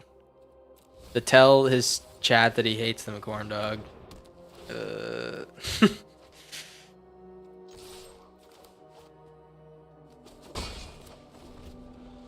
You had my monthly shower today. Honestly, that's kind of rude to everyone else in the chat. Everyone else in chat's committed to the stank, and you didn't pull through, brother. I think you owe them an apology. Not even low key. I think you high key owe them an apology. Get white, black here. We're just gonna rip this day. I hate to do it. I hate to do it.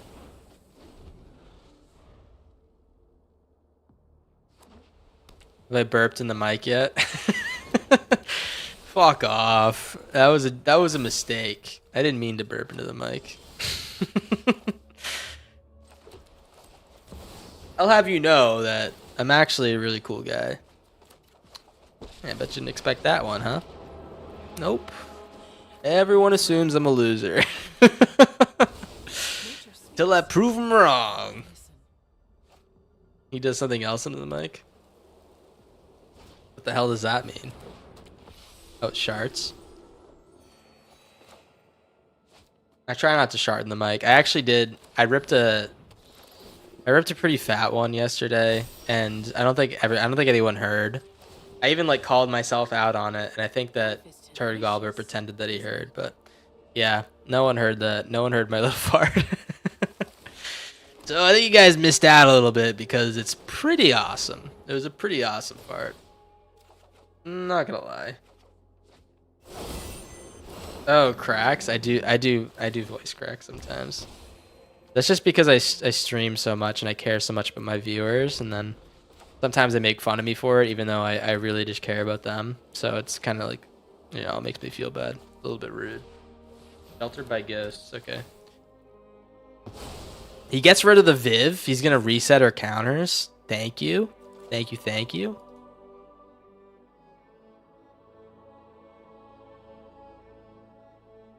Did I say Bradley Martin heard it? No. I haven't joined the Bradley Martin stream in a little while. I gotta go in and ask for a low cam or something like that.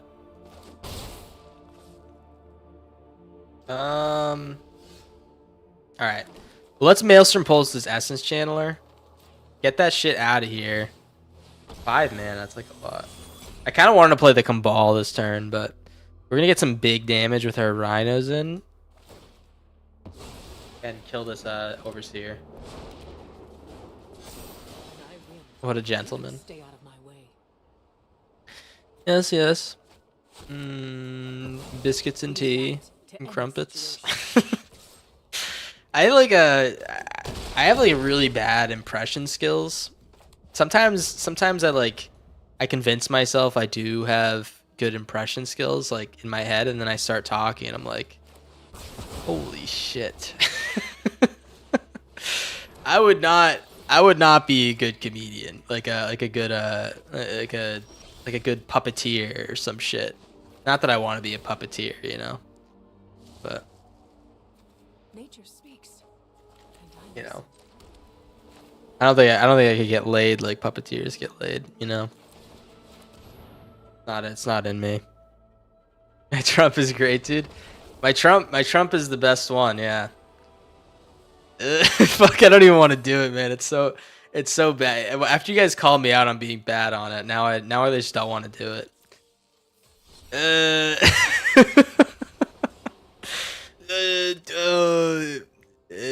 The best decks of all time.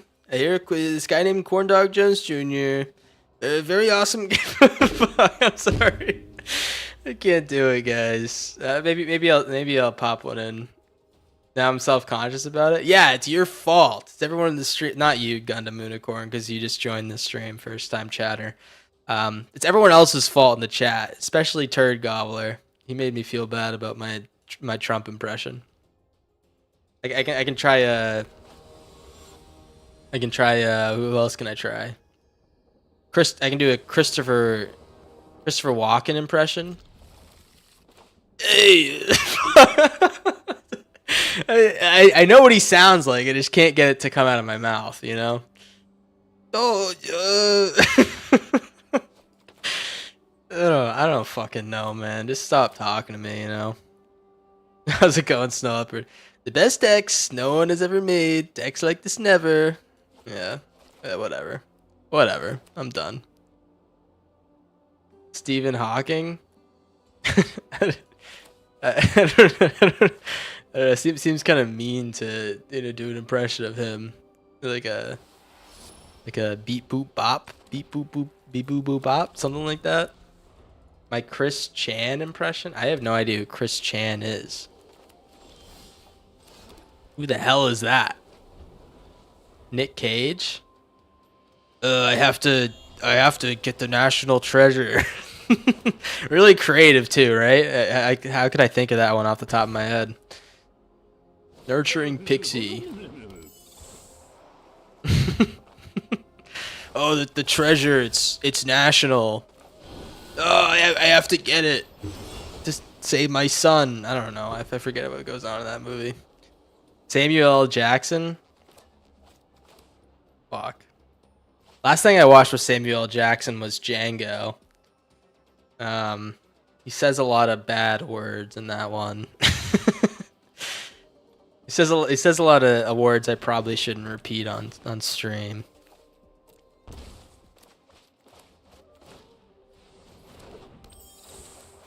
Not that I'm like a pussy, guys. I'm a badass, but we get enough doll makers, man. Doll maker.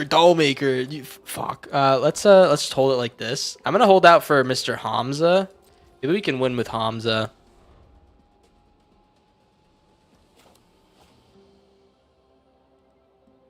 Do some lines. Read from Django Unchained. Django Unchained is a fantastic movie. I don't think I can read a lot of the lines from it though. I can do some Christoph Waltz. How about that? I'll say I'm a bounty hunter. Right? Right, guys? That's what he says. That's his famous line from the movie. He says, I'm a bounty hunter. How do they nerf aggro? They nerf like every aggro deck like individually. They said you get a nerf and you get a nerf and you get a nerf, but they didn't really like do anything super substantial. I'd say that's my kind of long and short of it.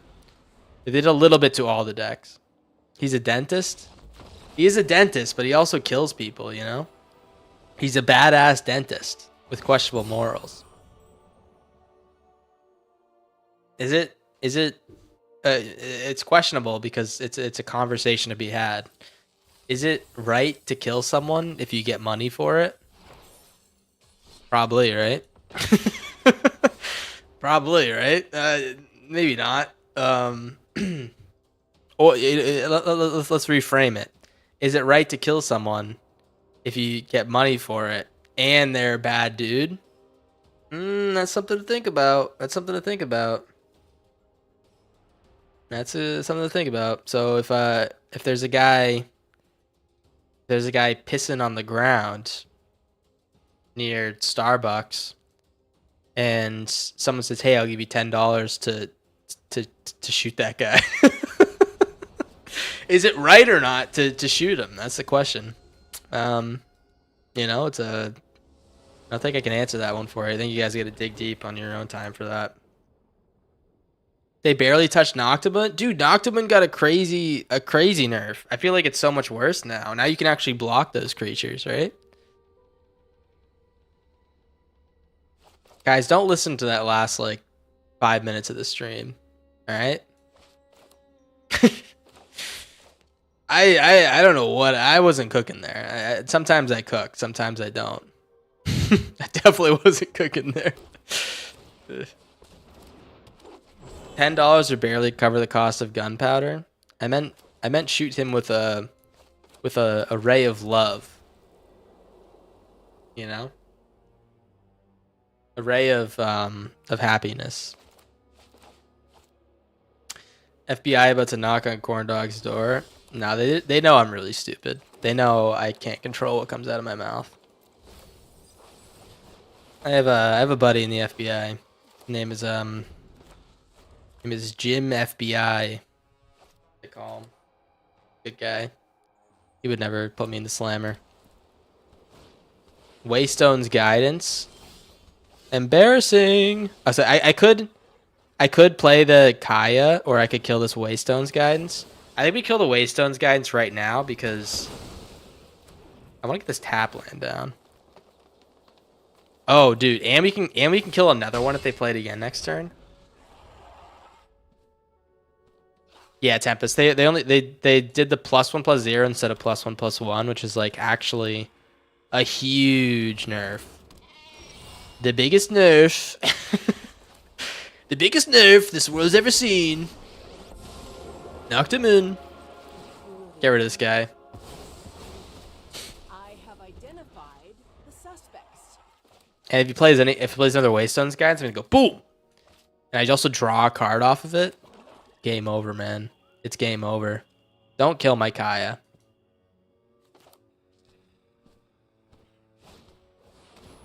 Yes, Snow Leopard. That's probably the biggest one, right? Is the Ribald Shanty. Sheltered by Bitch. Okay, Sheltered by Bitch. He's just gonna like help me clean up my Kaya. Should I should Storm Brood this. I don't need to draw the card. Yeah, let's Storm Brood it. The whole thing. Whole shebang. Get our Kaya back. I think we won this. I think this game's good. Or this deck's good. What is our... You want me to pull up our win rate with this deck real quick? Have we lost more than one game? I feel like we've won everything but one, maybe. Oh. I think I'll keep this one a secret until the end of the stream, but it's feeling pretty good. I've got questions. You've got answers.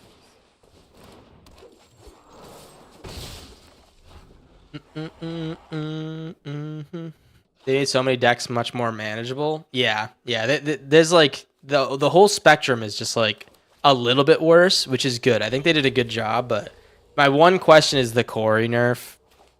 It is what it is, right? It's still gonna be strong. It's okay to have strong cards, right? As long as they're not like gonna dominate every single time, and I think that the nerfs helped a lot there. We finally get to play Hamza. Hamza.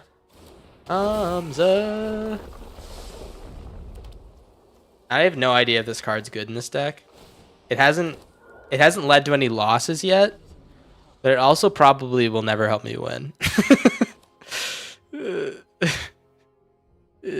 It will probably never lead to a win. Because look at this. We just made Teysa have no ETB. And we lose it. Yeah, I don't know what the hell I'm doing. They didn't bother to buff anything. Kind of disappointing to rebalance because of that. I feel like they either choose one or the other most of the time. I remember a while back they made like changes before I knew that Alchemy was the only deck that could like format that could change. It was like all buffs to these like really obscure cards that no one used, and I was like, okay, interesting.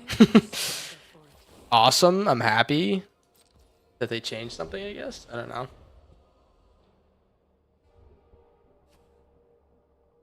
How do they nerf Corey, Snow Leopard? They they nerfed the Otter in that deck and Ribald Shanty. So they didn't necessarily nerf it, but they, let's just say they took that shit to the cleaners. And it was really dirty. Right? Right? That makes sense to anyone? There's like no way he wins this. We have like a disgusting, we have 3 planeswalkers. We have absolute control. Yeah. My blade serves the people of this world. I put on the Nyquil tribal deck. Holy shit. So rude. Yeah, Ribald Shanty's like way worse now, which is very welcome.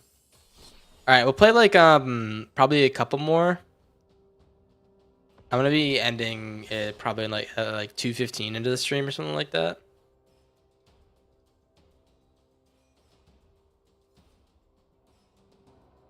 The point of the buffs wasn't always to add more strategies. They got lazy for a long time.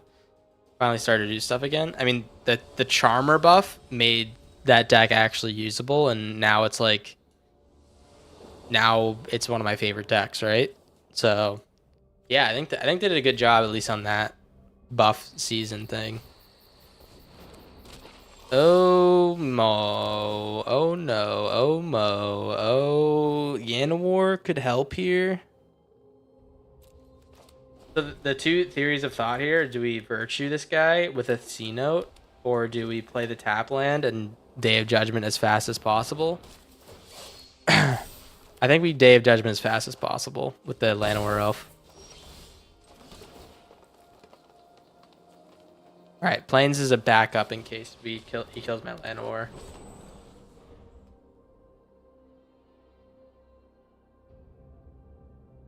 How did they buff Charmer? It was they added they decreased the mana cost, which was huge. Like it was 3 mana to do Charmer for 1, and now it's 2 mana to do Charmer for 1, and 3 mana to do Charmer for 2. So they like improved the green like speedy aggro decks by 1 turn, which is very substantial, I would say. Play another creature, man. Oh yeah. Oh money. We're feeling pretty good about that. Let me tell you. We're feeling pretty good. Little day here, little day there. He's got 2 lands after that.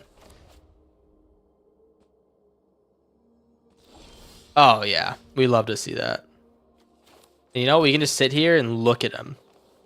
Sit here and look at him with our Porcine Portents. He's got nothing to do, man. Oh. Okay. Well. Okay. That's fine. I'm not pissed. You're pissed. Play the Hamza. See if Hamza can carry us to a dub here. So whenever a creature is turned face up, it endures X, where X is that creature's toughness. So that's the interesting part about Hamza. We just like haven't been able to use him yet. Yo, Dungeon Run. Hey, thanks for stopping by, brother. Take care of yourself. Or don't. I can't audit that, man. You can do whatever the hell you want. Alright, need another board wipe. We just need a Hamza. Hamza. And then we can flip this guy up and get a 3/3 token that also pings him for damage, right? Or he's gonna shelter by ghosts. Stop it! Stop it! It's rude. It's unsightly. You're making a fool of yourself.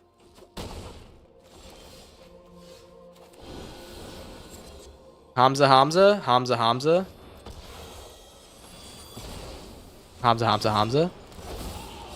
Get another seed creature.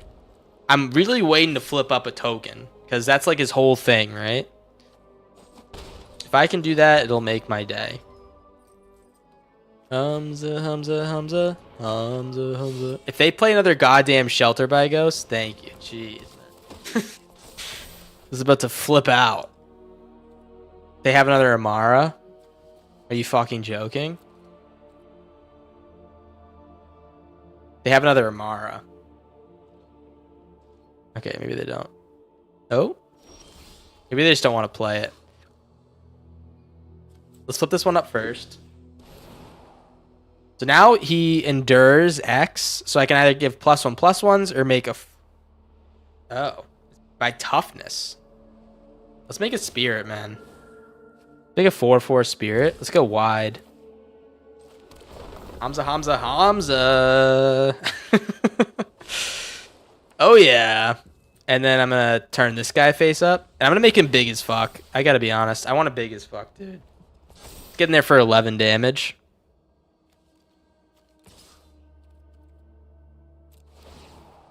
Oh, yeah. Oh, and we're doing more Hamza stuff. He looked pretty good there, right? It was pretty conditional that the opponent just wasn't dealing with him very well, but I think Hamza looked pretty good there. It's good synergy. Yeah, it's pretty good. Pretty decent. Well, let's see. We've played this deck a lot. Let me pull up the stats for you guys. We are 9-1 on the ladder with this deck. 9-1. We took 1 L to the Is It Menace. It's a pretty good deck. I mean, we have like a lot of really close games. I don't really have any changes. Yeah, Hamza was good when we actually played him. I don't know if he was exactly what we're looking for, but it was pretty cool. Menace even with the rebalances. What do you mean menace? Like we're menace? We are a menace. I will agree with that. But I don't know if that's what you meant.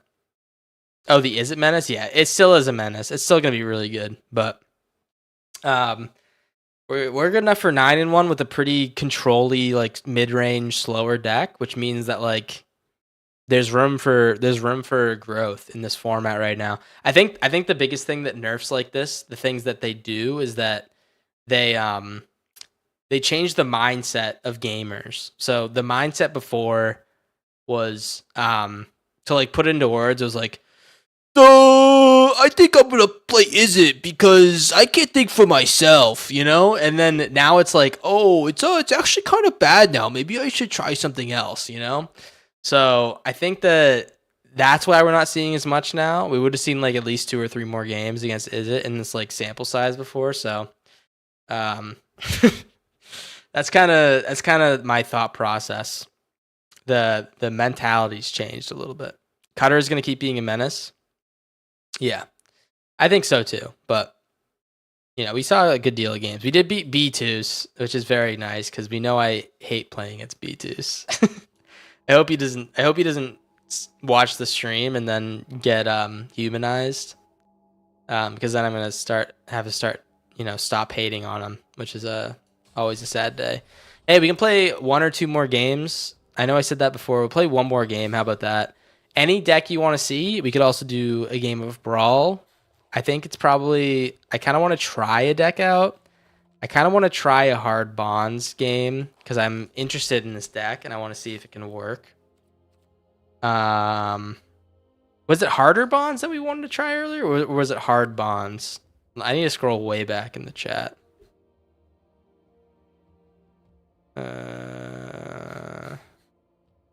Harder?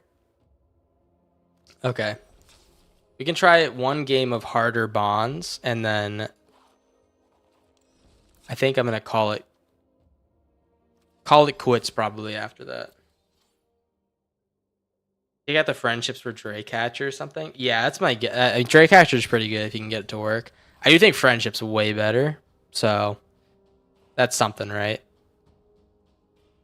Let's see. Harder bonds. I think we can win some games with this deck. We're gonna see if hard bonds is good. Is this just big green, big mana green creatures? No, it's Let me explain a little bit for people who don't know. It's actually, I'm glad you brought that up. Hard bonds lets you seek a creature whenever you put a +1 on a creature. So we have a lot of creatures that get +1s naturally, and a lot of things that can create +1s, like FE or Reluctant Role Model, or this creates +1, or Bulwark Ox. And then you just seek all the creatures in your deck, and it makes your deck a little bit like more fluent, I'd say. Right? Corn Dog, one game. I'm gonna call it quits. Narrator, 2 hours later. 2 hours later. Yeah, I know. That is kind of the vibe. We'll play one game. All right. Let's see some midweek Magic. I think I'm good. I don't play a lot of the midweek Magics. Just personally, I guess. I don't know. All right. Well, I kept the worst hand possible. We'll see if this one plays out well for us. What the hell am I doing, man? I need a +1 creature, and then I can play Hardened Bonds into it next turn. There's a +1 creature. We can do.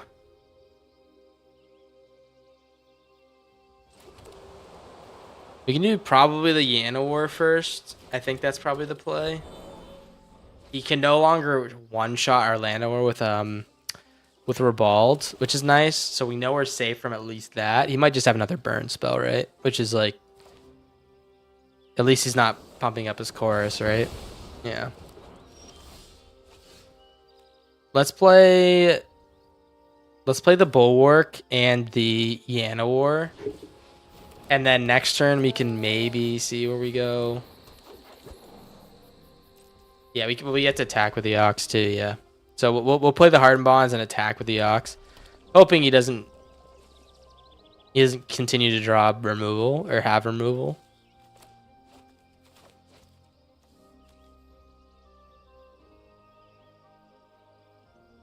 What is going on, man? I think he's thinking about playing something goofy here, or just ruining my day.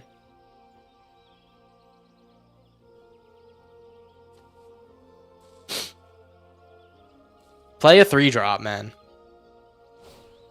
Fuck. Now he doesn't draw a card, at least. Oh my god, dude. What is going on? Alright, I mean, I guess we're gonna play this Hardened Bond with nothing. How did that happen? He's a burn. He also, he did that completely wrong. He could have drawn a card, right? Does this deck have Beanstalk? No. We do have a disgusting amount of lands, apparently, and no creatures in my full creature deck.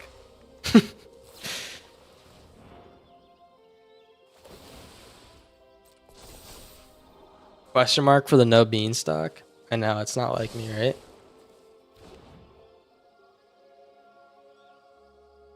Where the hell? You know what I want is a district mascot, or a hangerback assembler.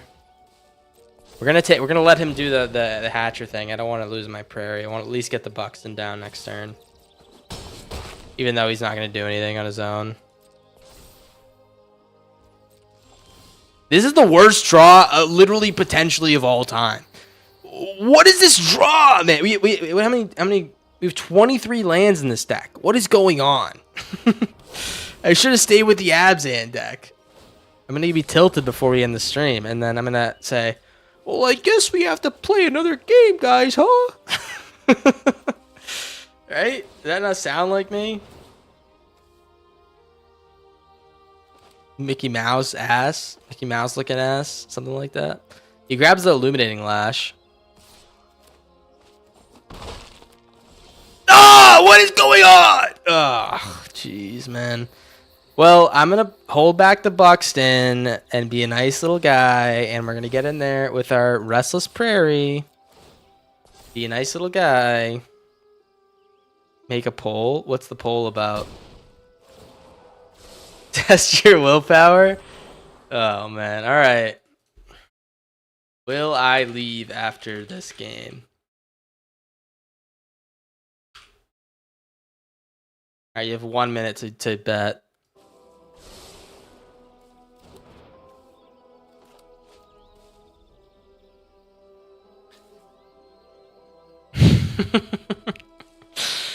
Oh, jeez, man. Everyone's betting no, but no one's really going high roller. So I think that you guys are... I'd say the word is, you guys are like... Yeah, tiptoeing. Oh, maybe he will, maybe he won't. Oh my god, dude. Could you picture? Look at my deck. We drew 3 Llanowar Elves.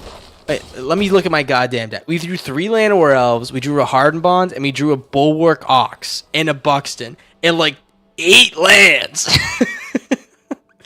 What's going on? Give me a second. I need to remake this real quick, and then I'm gonna run it back. Give me 1 second, all right? Snow Leopard, you can't end on that. That is diabolical commentary, trying to get me to go back on my previous statement, but it's also probably what I'm gonna do. All right, let's add another district mascot. We're binning one of the elves. I'm gonna try it again. All right, congrats, you guys. You guys won. I'm gonna play another game. Gotta end on a good note. That's normally like the opposite of what I do when I'm playing like any competitive game with my buddies. Is that we'll play and then we'll play, and then like if we're playing like Marvel Rivals or some shit, like we'll play, and if we win like 5 games in a row, we're like, we can't end on that. Like we need like a tough game to finish, and then we'll always end up losing on our last game and be like, all right, you probably get off. We always end on a loss. It's classic. It's pretty classic. Another poll? Okay. Sure. Have it your way, huh? What the hell? Jesse Zane.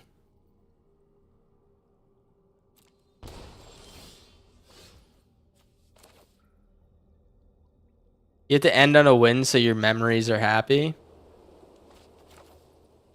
Never happened.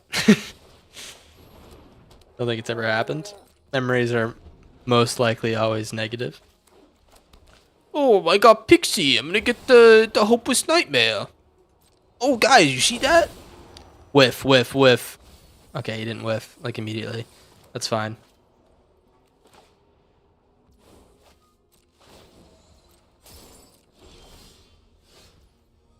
Okay, I think we just do the Steed here.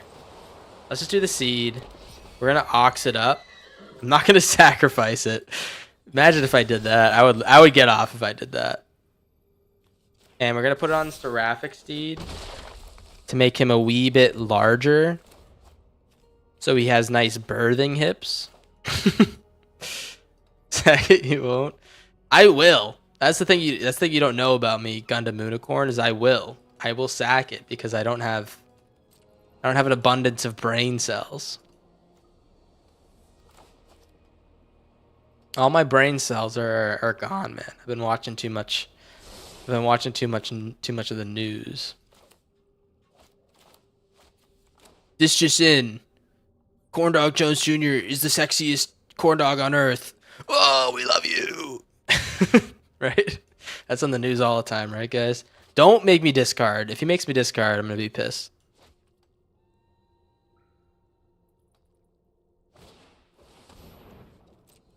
All right. No discard. Alrighty. Am I going to stream Doom this weekend? Is Doom coming out this weekend? Do I tap this guy to get a 3-drop?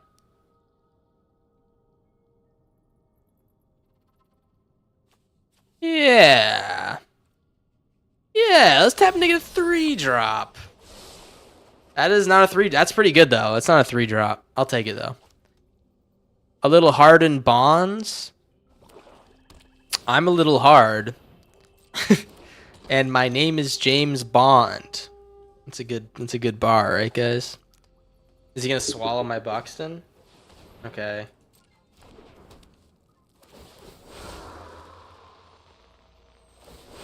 Okay, he does swallow my Buxton.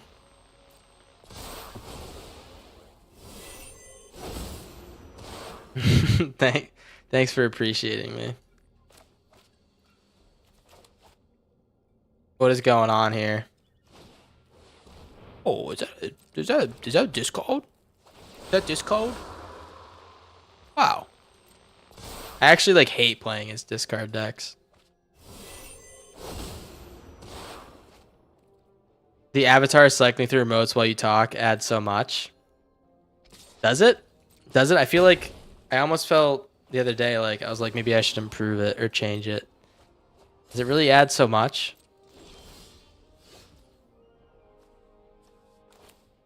Let us saddle. We're going to tap the Seraphic Steed once again. But this is the power of hardened bonds. Ready? I'm about to get so goddamn hard. Because I drew another Bulwark Ox. Awesome. And I played this untap land for no reason. Awesome, man. That is fantastic. I'm going to take 7 damage here, most likely, maybe more.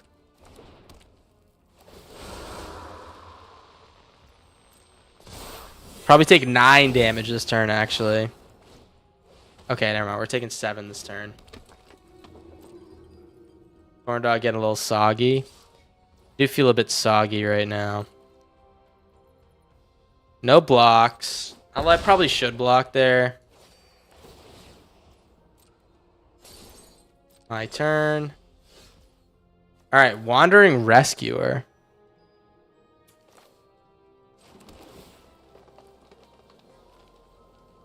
Bin that. All right, so we get him with Seraphic Steed, I think. And make the Angel. I think that's I think we're kind of on Angel speed right now, and I am gonna play the Wandering Rescuer, just so I can tap it for Ox. Yeah, let's do it this all here. It's Saddle 4? Dude, I'm like so bad at this game, guys. You have no idea. This pisses me off. Let's tap him down. I could also just saddle both these guys and Seek, but that's the problem is we're gonna die if we do that. So let's tap these 2 guys down. And we're gonna make an Angel. Okay. We go back up to 11. We have enough to block this Mothlight without dying. If he wants me to sack a creature, I sack the Ox first. We're having trouble drawing the creatures that make our deck tick, which is tough. Like, Hangerback Assembler makes our deck so good because we can keep putting +1s on it.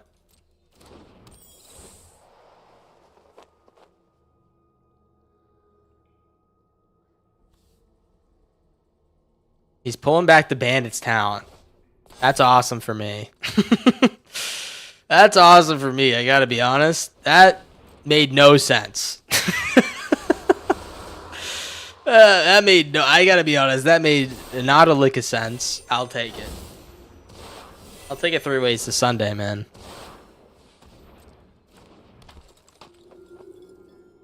Activate. Alright. He could have just, instead of bouncing it, he could have bounced the thing that dealt damage to me. And otherwise gave him the same benefit. But who am I to judge, right? Alright. Another land. This is a goddamn travesty. Let's get in with the bulwark. I think we need to draw, unfortunately. But let's saddle. We're gonna saddle up our other bulwark. Get in with this one, and we're gonna sack him so he doesn't like gain life or something like that. The shelter, but I guess Amara's good. That's good. Yeah, it's a sack him now. I told you guys I'd sack him. Play the Amara. Well, I should have not played the land like that so we don't take damage. Knight Errant. That's pretty good.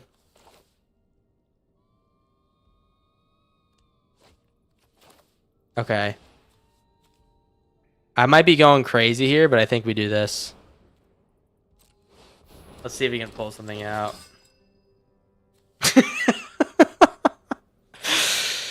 Oh, no, man. Oh, God. All right. That's okay. I'm not pissed, guys. Not even in the slightest.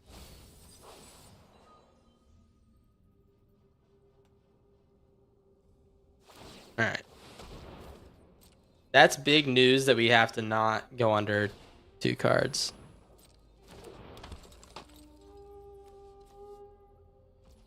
He's not going to attack. Wow. Another land. I can't write this shit, man. It's been... How many turns have we opted for the...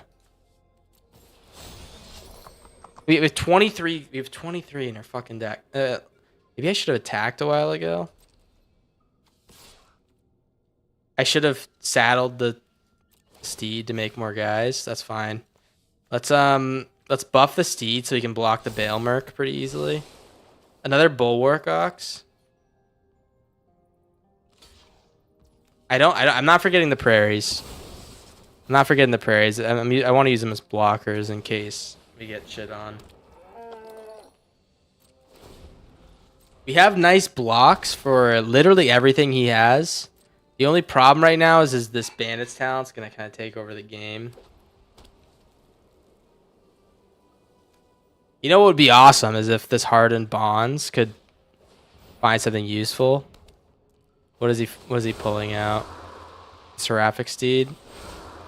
Oh. Honestly, that's not terrible for us. Except for the optimistic scavenger. Yeah, that's pretty bad for us.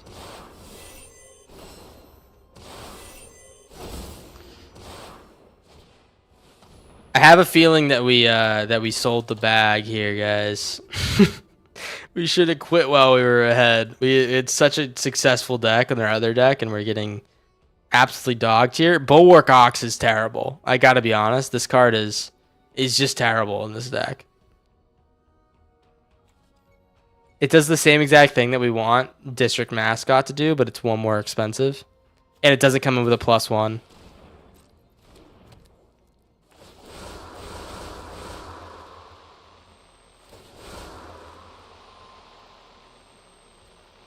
All right.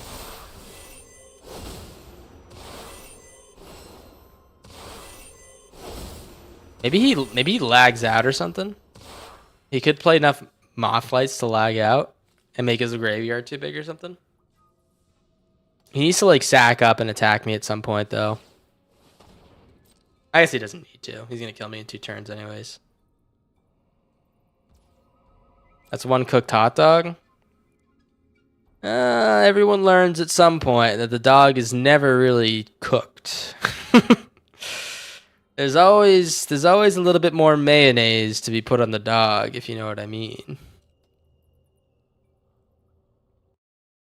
You know what I mean? uh,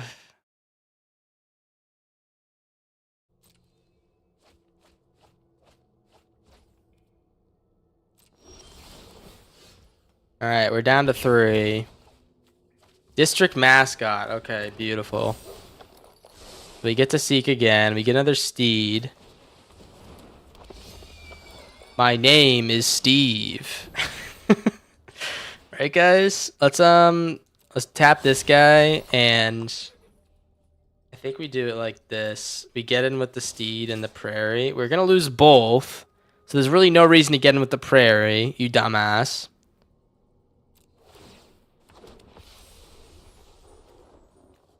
Or you know, we can give it an indestructible and hexproof. Probably good. Keep the dream alive. So you're saying you're gonna win with salmonella? I forgot what I said, but I don't know where the hell that came from. Low key, man, I got no idea what you're talking about, but I think I love what you're saying.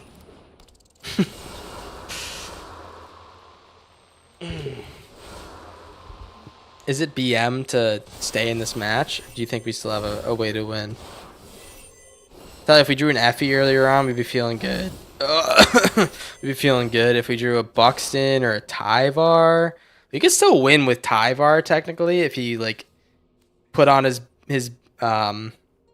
little boy bitch pants and didn't attack me. Yeah, Gundam Unicorn. That's kind of what happens to me when I stream for too long. I start to sound like a little boy.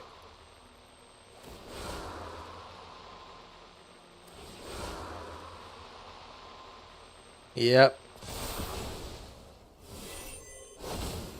The one thing I will take away from this game is that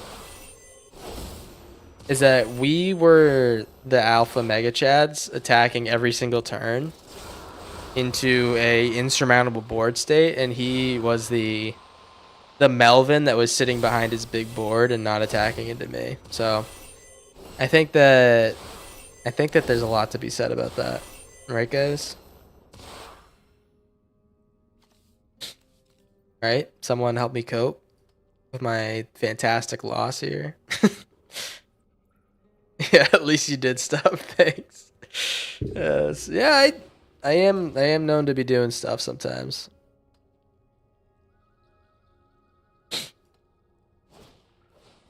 Dude, 1 board wipe here. Sorry, one death begets life, the thing that hits enchantments and creatures, and I would be feeling real good. I think I would draw my whole deck. Oh, we die. Never mind, we're dead next turn. Alright. He's good at gooning over his board state. He probably was, man. He was sitting there, one hand on the mouse. Oh, Corndog Jones Jr., you fucking suck. I'm the best. I'm the best, I'm the best. And he's looking in the fucking mirror right now. He's doing the Homelander. Wow, Corndog, we appreciate you. Oh, thank you. Yeah, a farewell will be good. You know what the card I was thinking about putting in my Oh Man deck? Which I never did. That's actually terrifying. I wrote death like that. Is this card. Death begets life. Has anyone played with this card yet? I know I played against Rabbit with this card. I opted not to put this card in the deck, but this card would have saved us that game.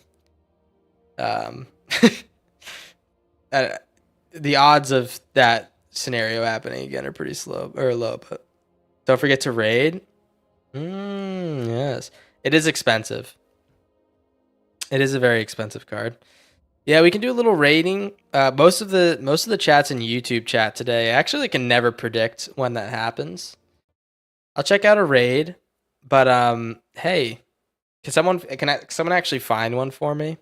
And I'll just chat while we're closing up. I appreciate everyone stopping by.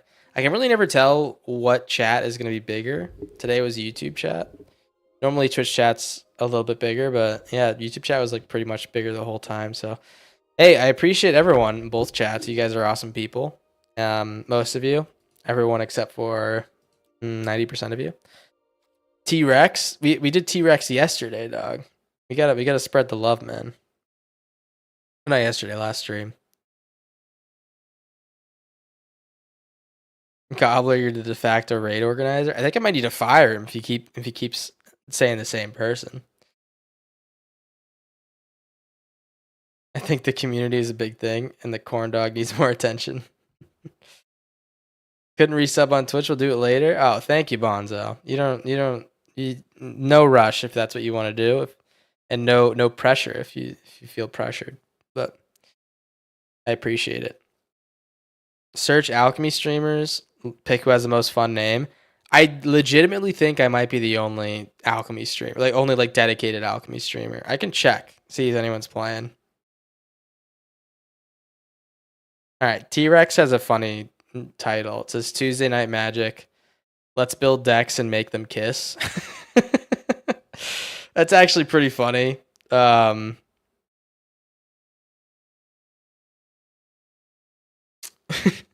I wish I could read chat and look at the raid stuff at the same time. Wait, the bet? Oh, the bet. Yeah, I did leave after that game. That game was enough for me. It was long as fuck. Can you follow both places, spend more time on YouTube? Yeah, I don't mind where people spend the time. I appreciate the support regardless. I'm waiting for my de facto raider. Oh, I can't find anyone who's streaming Alk. Can I search? Oh. Alchemy. Let's see. Trying to paint. It just says alchemy. Fuck. Ugh. Where the hell is Turd Gobbler, man? 2 for 2 on predictions, shooting fish in a barrel. You just wait, man. You're gonna lose all your points one day. You're gonna lose all your points one day. Don't worry. All right, I'm gonna rate a random person. Hey, I appreciate you guys stopping by. Let's rate someone with 1 viewer, or like 2 viewers. I appreciate everyone stopping by. Hey, take care of yourselves. I think I'll see you next time. Hey, everyone give this guy a woo corn dog when you pop in, all right? Peace. Peace, peace, peace. So in 10 seconds, we'll be peacing. We got 9 people rating.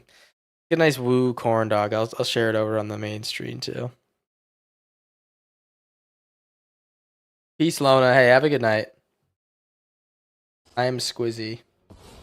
I'm Squizzy. Woo, corn dog. I can't hear him. Let's go. Yeah, let's go.